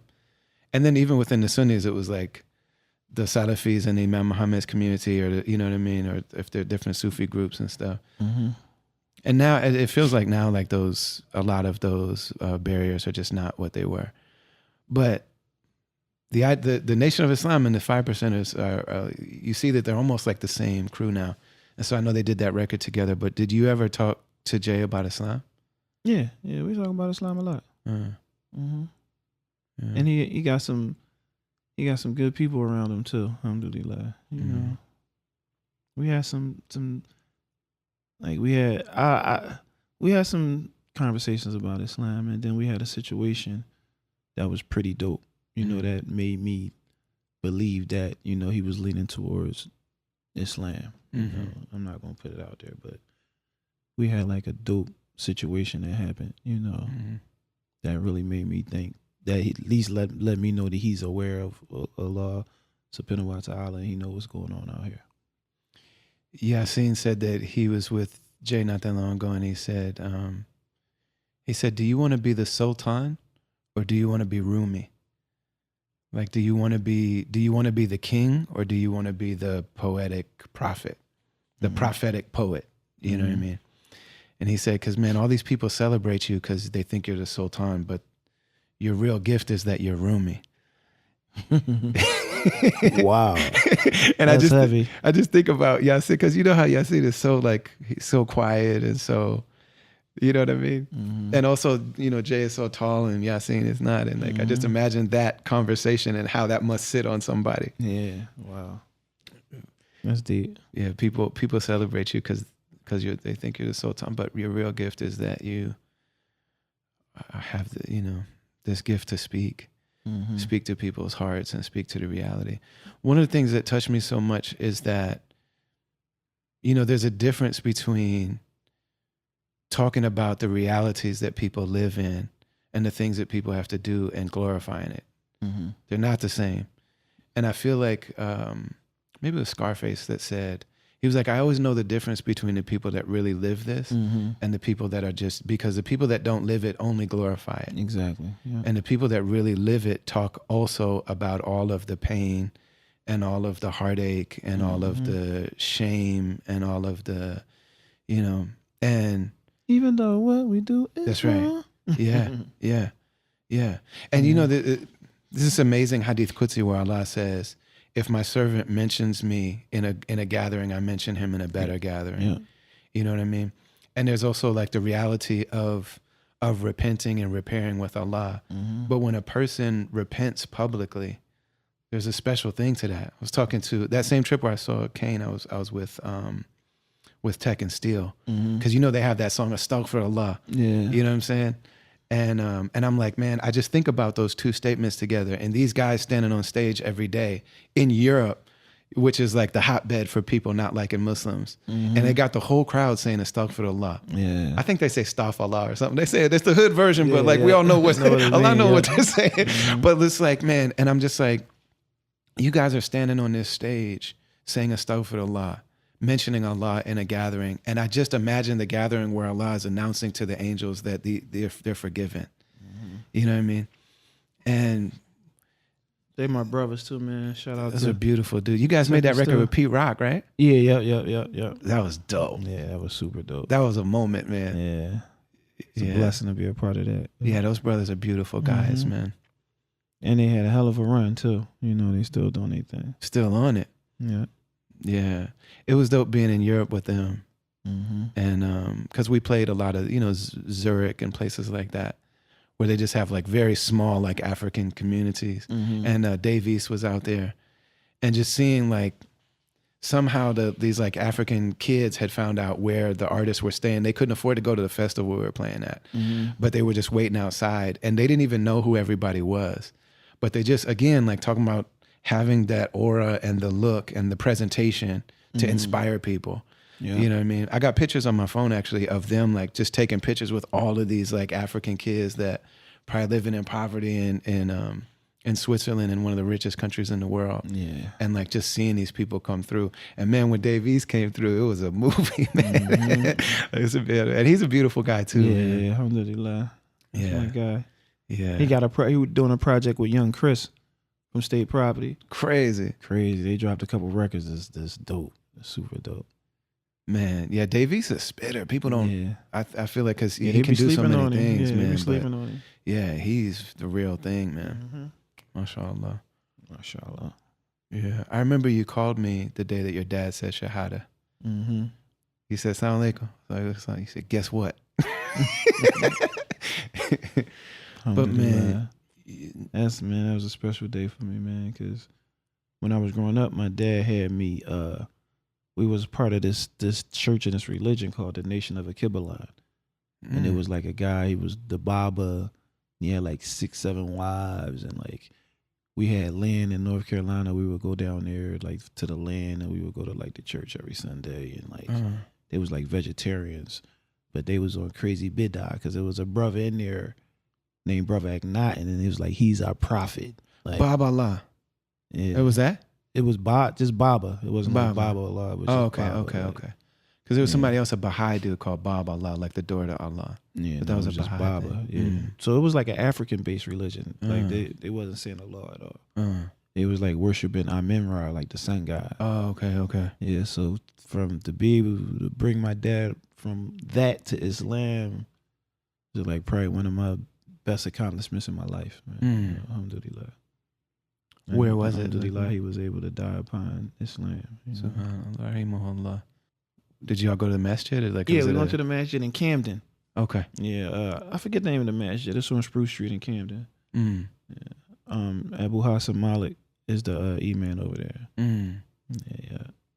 My dad was serious too when he went to take shots. Yeah? Yeah, alhamdulillah. He was like, blessing, man. I just talked to Preacher Moss, the comedian Preacher Moss. Yeah. I love that brother, man. I love Preach so much, man. And Preach said that he thought he was joining the Nation of Islam.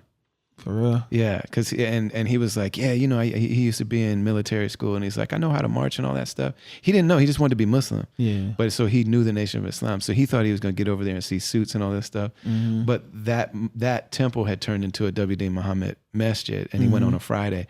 He said he got there. He's like, man, I looked around Jummah. I said, man, this must be Casual Friday.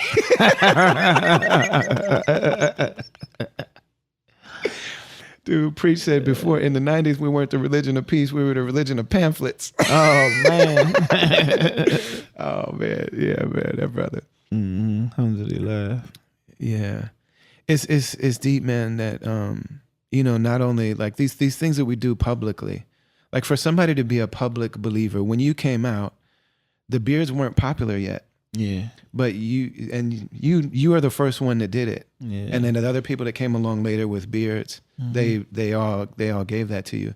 But it was known by everybody in the culture, even people that didn't understand Sunni Islam, that only thought there was a nation and the 5%ers, and maybe some people knew about Moorish Science Temple or something, but that like that's a Sunni Muslim and he has that big beard because so like you from the very beginning have been a public believer, and then public repentance is like a major thing.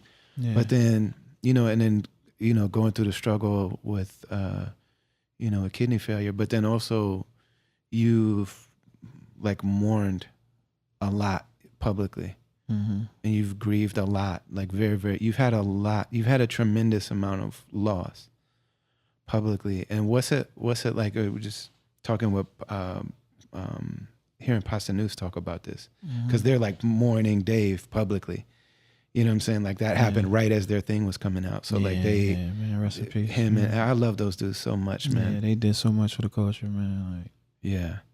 There are other ones that everybody's description of them is love and beauty. Yeah, definitely. There's not another way to talk about those brothers, man. Yep. One of my greatest musical memories is with Dave from De La. We did the Rock the Bells when people were doing their classic albums. And at the Baltimore show, I don't know why it was the Baltimore show. It didn't happen in New York. In Baltimore, though, they did, I can't remember if they were doing Midnight Marauders or Low End. It's probably Low End Theory. But like Lauren came through, Nas came through, Busta came through. And I'm standing there with Dave and we're watching this. And dude, it's one of the greatest hip hop shows I've ever seen. Like performance wise, like Fife was there, Rahimahullah, like Fife was, everybody was doing their thing. At one point, like, man, Tip had on a wife beater and hoop shorts. And because it's just Baltimore, like people weren't thinking about it. Like this is the show of the tour. Yeah. And Tip jumped in the audience at one point and he got on stage and his shorts were gone. He rocked the rest of his show in his drawers. Oh, wow. It was one of the illest shows I've ever seen. And I'm sitting there with Dave and I'm like, does this happen for y'all all the time? And he's like, no, this is special. Yeah, man. And I got pictures just like with you. I got pictures of him with my daughter and all this stuff. That's what's up. But I just wonder, like, what's it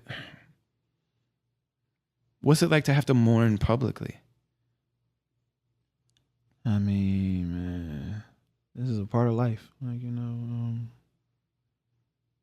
this mourning period is not easy. But, just my connection with Allah and just having a relationship with Allah is everything, man, because I don't know where I would be without that. Like, we've been through some serious stuff, like, and it still affects me to this day. Like, out of nowhere, anything, can make me think about my son, my daughter, or my dad. And I just try my best to stay strong and keep moving. And, I know I have a purpose. Like, I know I got to pray for my family. I got to make dua for them. I got to, do things for them that's going to benefit them while they're in their grave. Because I know I'm going to do it. I don't know who else is going to do it. You know what I'm saying? So that's, part of my new goal and my new mission is to do as much as I could do for them, while I'm here. And losing them just made me remember like my cousin Raheem, he died probably like 18 years ago. Yeah.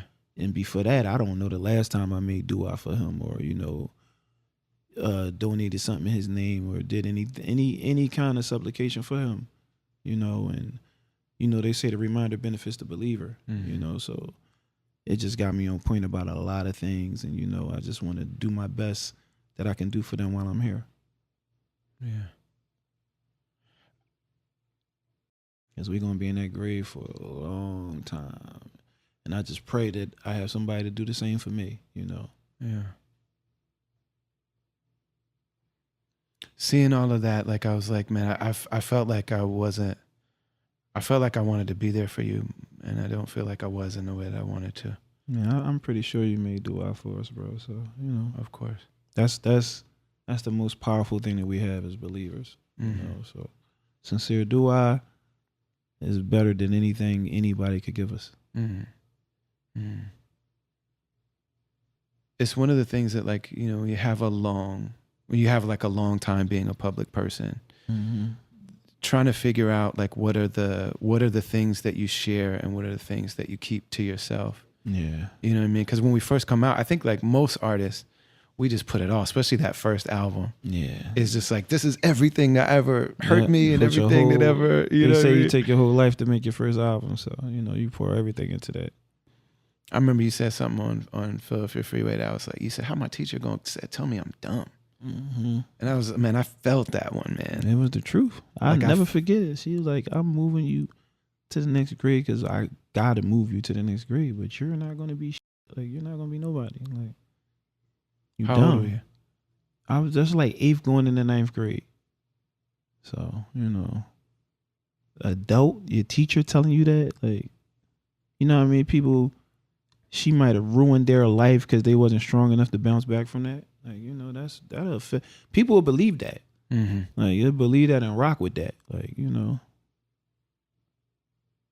told me I'm never going to be a thing. So I listened and skipped school. Had them things distributing. Class was on the block all day. My science was chopping, bagging, dividing, adding the math. How my teacher going to tell me I'm dumb? Had me feeling like a sore thumb clown of the class. Like, that shit, like, that shit is embarrassing, like, when you're in school. Like, She said that in front of people? Yeah. And I wasn't even that bad. Like, I wasn't like one of the, like, Yeah. knuckleheads, Mm-hmm. But a lot of people be having their own issues and things that, they go through. Mm-hmm. That's why when we have people in the positions of leadership and teachers, it's important that we vet those people and make sure, because there's no way she should be telling no kids that. No, I mean, that's a major sin in the world of like teaching. Like, that's haram in teaching. Mm-hmm. Yeah. And I'm 44 and I remember it vividly. Yeah. Like, you know what I'm saying? Yeah. Yeah. I had a similar experience, and I felt the exact same way. Mm-hmm. And so when you said that, I was just like, man. And I think I had actually forgotten it. You know what I mean? Mm-hmm. And when you said that, like, I really felt that, man. Did you ever, sometimes when people start hustling, like, there'll be people around them, they're like, you're not supposed to be doing this. Mm-hmm. Did you ever have those people? I stayed away from them. Like, when I started hustling, I didn't even go home. Like, I left home and everything. Like, I wasn't even around my mom and them. Like, I had got a spot and I just was doing my thing. Like, anybody that would tell me that it was wrong, I knew it was wrong. Mm-hmm. But anybody that would, like, be trying to consistently drill it into me that is wrong, I stayed away from them. When you said that, like, people were giving you dawah and things like that, was that during that period, or were you already Muslim when that was happening? I was already Muslim. It's crazy because I was already Muslim before I even started hustling and all that. Like, and I'll be like on the block and like it'll be like Juma Friday and niggas ain't trying to go. I'm like, yo, what's wrong? I didn't even smoke or nothing. Like, I'm like, when they was smoking, I'm like, y'all tripping. We gotta pray. Like, what's wrong with y'all? Mm-hmm. Next thing you know, I'm right with them smoking and stuff like that. Like, alhamdulillah. For the good and the bad. Yeah. Yeah. Every step in the journey, as long as it ends in the right place, it was the right step. Yeah. That's the real, like, just pray Allah give us a good end. I used to be looking at people crazy. Like, they skipping Juma, they smoking, you ain't trying to go pray. Like, what's wrong with y'all? We doing this, but we still gotta do this. Yeah. Philly's known for that.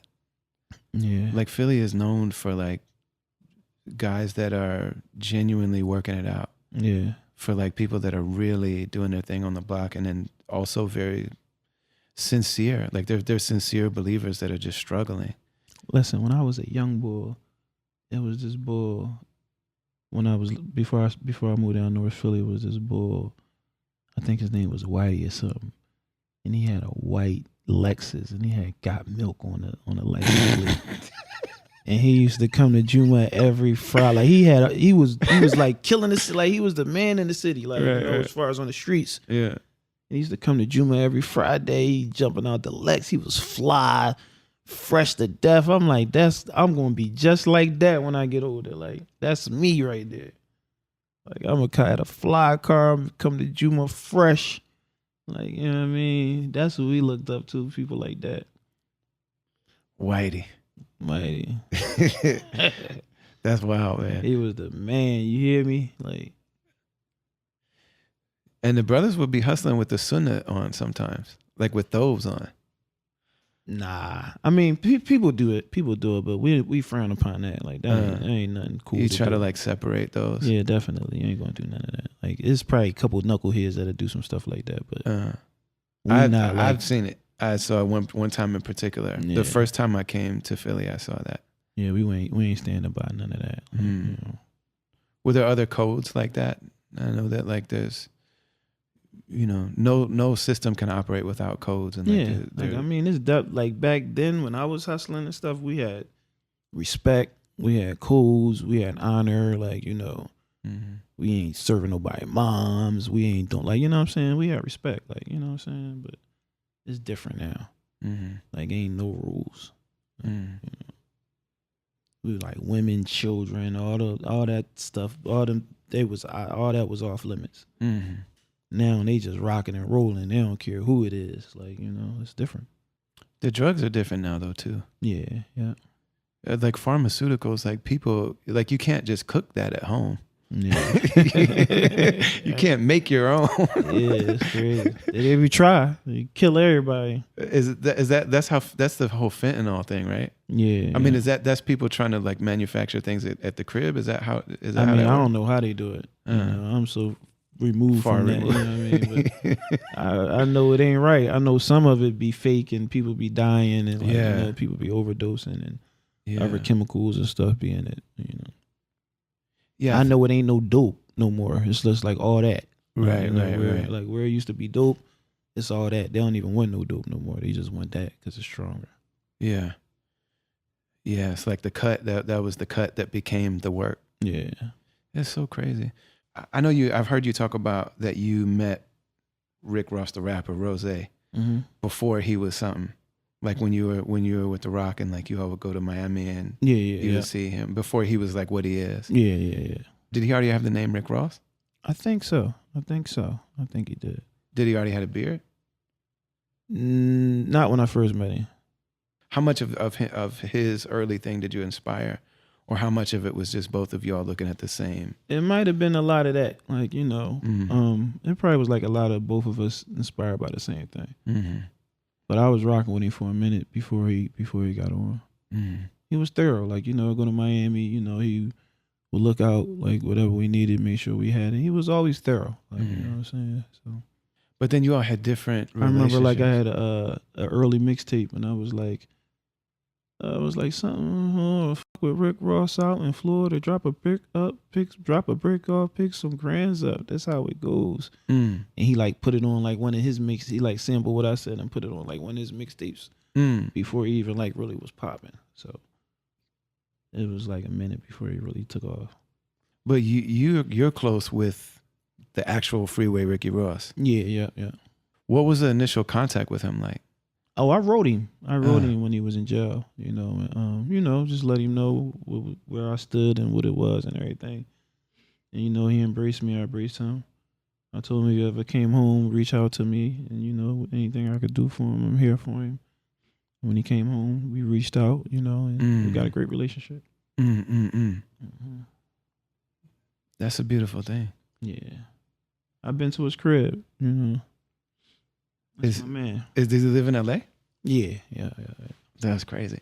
Yeah, he follows me on something. I can't remember what it was, but I DM'd him and I was like, "Hey, I see you following me." I might see if I could squash that beef too. Let me see if I could squash that job. Yeah, because that that would be dope if they came together and settled their differences or whatever. Rose and Freeway Rick. Yeah, I don't know how deep it is. I know he like tried to sue him and stuff like that. Who knows? You ever be in danger trying to squash a beef? I don't even be really trying to squash beefs unless it's like something that's near and dear, like it's people that I really care about and love. Scott LaRock died like that, trying to mediate a beef between D Nice and somebody else. Like, man, I ain't even know that for real. Yeah, man. Yeah, there's an episode of Combat Jack where D Nice tells the story of how Scott LaRock got killed. And he was trying to squash a beef because Scott LaRock was a social worker. Like that's how that, like BDP is one of those things we were talking about. One of those like stay off drugs programs that turned into one of the dopest rap groups of all time. Oh, that's what's up. Yeah. But yeah, he was working at the shelter, and that's how they met. That's how he met KRS. A lot of times I just keep my mouth shut. You know what's, and I really think I shouldn't do that as much because, you know, shout out my brother Loon. You know Loon, brother Amir, he Muslim now, and I remember clearly we was like in Atlanta way before he took Shahada, and like I excused myself to step out the room to pray, just so I didn't like, you know, bother anybody with what I had going on. I would do that a lot. Like I was around Scarface a lot before he took Shahada, and I'm like, wow, these people took Shahada. Maybe I should have said something to him sooner. Like, you know what I mean? But alhamdulillah, Allah makes Muslims, but you know, something that I be pondering on here and there. You ever be around a bunch of Muslims and step out the room to make some because you know they're not gonna pray with you? Man, I'm from North. Listen, I pull up to the masjid with Muslims in the car, and they be like, "We gonna wait right here." Yeah, yeah, man. That's the funny one. That's the crazy one. And then they catch you. I'm like, no, I'm gonna wait in the car, bro. Man. Oh man, when the Muslims catch you praying and then they feel bad, it's like, man, I wasn't trying to make you feel bad. I'm just trying to do my thing. Yeah, brother. Well, I appreciate you, man. Man, listen, bro. You know I got bulletproof love for you, man. Anytime. Yeah. Anytime. Any place. Yeah, man. I appreciate you beyond words, brother. And yes, sir. Yeah, you know, it's I call this thing the Travelers because we're co-travel, like we're all traveling. Like we're in the time of am I not your Lord? And we're all going to, you know what I'm saying? And in between, it's like the people that you can share the experience with and just reflect with them. Like, man, we need each other. Yeah, definitely. You know? Definitely. And for you to be one of the people that really made me feel like maybe I can.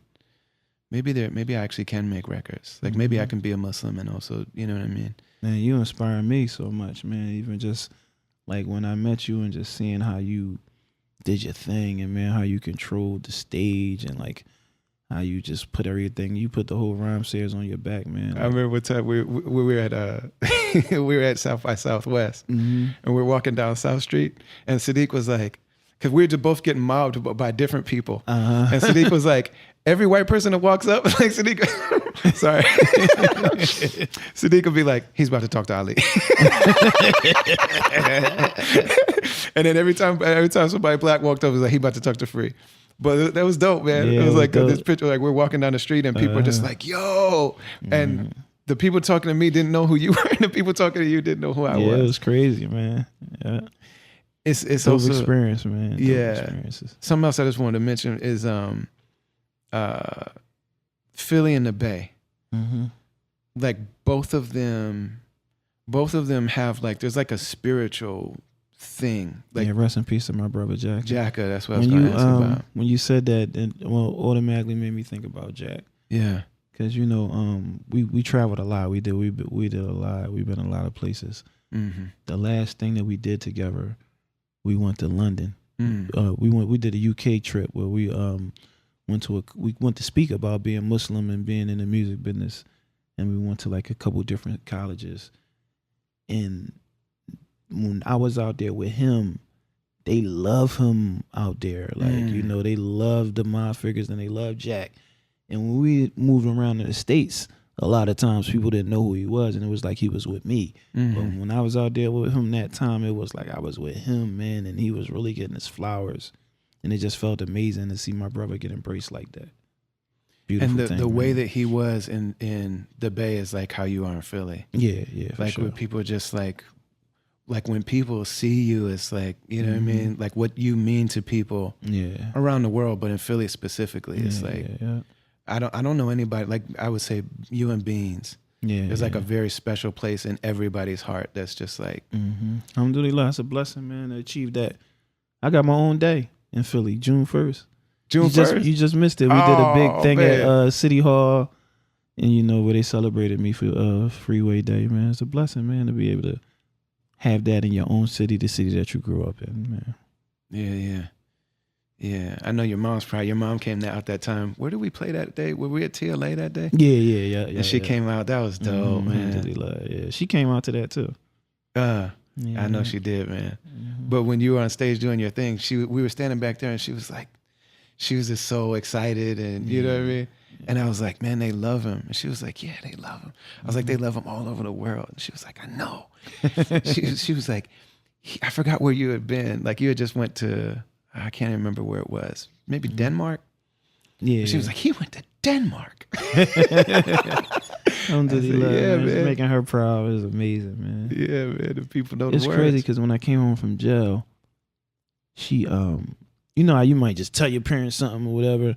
She like, you gonna get a job? I'm like, Mom, if this rap thing don't work by the end of the year, I'll get a job. But I was just telling her that, bro. You know, I was not trying to get no job or nothing. Like, and alhamdulillah, that was 2000. And then the Dynasty came out in Halloween of 2000.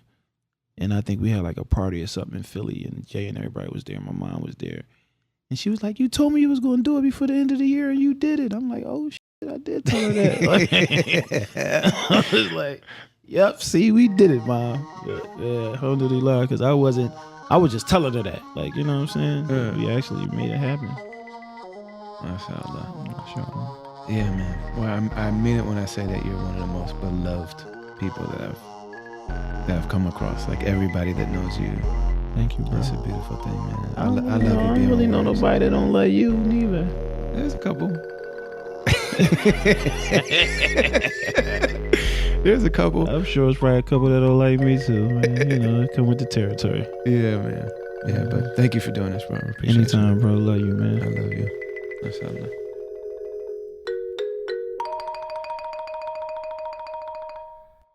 Much love and special thanks to the one and only Philadelphia Freeway, my man Free, for just being so generous with his time and with his energy and with himself. You know, after we got done with this interview, we went outside, and I was going to my hotel, and he was going somewhere else, and he was like, yo, you need a ride? I'm like, yeah. So we jumped in the car, and we, you know, a really nice, beautiful car. And just even walking from the studio where we recorded to the car, he got stopped. And I just remembered like what it means to be in Philly with Freeway. And I've had that experience over and over again, but it's a really beautiful thing to see how much the city of Philadelphia loves this man, what he means to people. It's a very special thing to witness. And I've seen it with people. You know, a number of my friends are like that. If you're hanging out with Cornel West and people meet Cornel West, you know what I'm saying? Or if you're with Yassine Bey and people are like, oh my God, Mos Def is here. Or if you're with, you know, Dave Chappelle and it's like, yo, Dave Chappelle is here. You know, it's one of those really beautiful things. Or if you're kicking it in California or in the Southwest, you know, where a lot of black and brown people are, and you with Immortal Technique and people see him, you know what I'm saying? Or you're in Minneapolis with Slug from Atmosphere. It's like, these are just beautiful experiences to have. And so chilling in Philly, and we got in the car and he played me the Stimulus Package 2. He's got amazing songs on this joint, played it extremely loud. So I'm driving through the streets of Philadelphia with my man Freeway in this beautiful car, bumping his brand new music that's not out yet. Black Thought is on it. Jadakiss is on it. Shout to Jake One. We got to get Jake One on the podcast, but really, really beautiful experience. So thank you for being here. Make sure you like and share and subscribe. Do all of that stuff. Join the caravan. You're hearing this podcast because the people in the caravan are supporting it, and you could be one of those people too. And you have access to all of this rare exclusive stuff that we post all the time. BrotherAli.com in the join section. I love you all. See you next week. Shout out to Zakat Foundation, BetterHelp.com, all the people that are part of this amazing thing. Special thanks to Amna Mirza, Mansour Panawala. Special thanks to Last Word, to Darian Washington. Special thanks to Mark from Medina Hip Hop, Ant, who made the song for the podcast. Travelers Podcast is produced by Brendan Kelly, aka BK1. It's a product of Travelers Media. We love you all. Assalamu alaikum wa rahmatullahi wa barakatuh.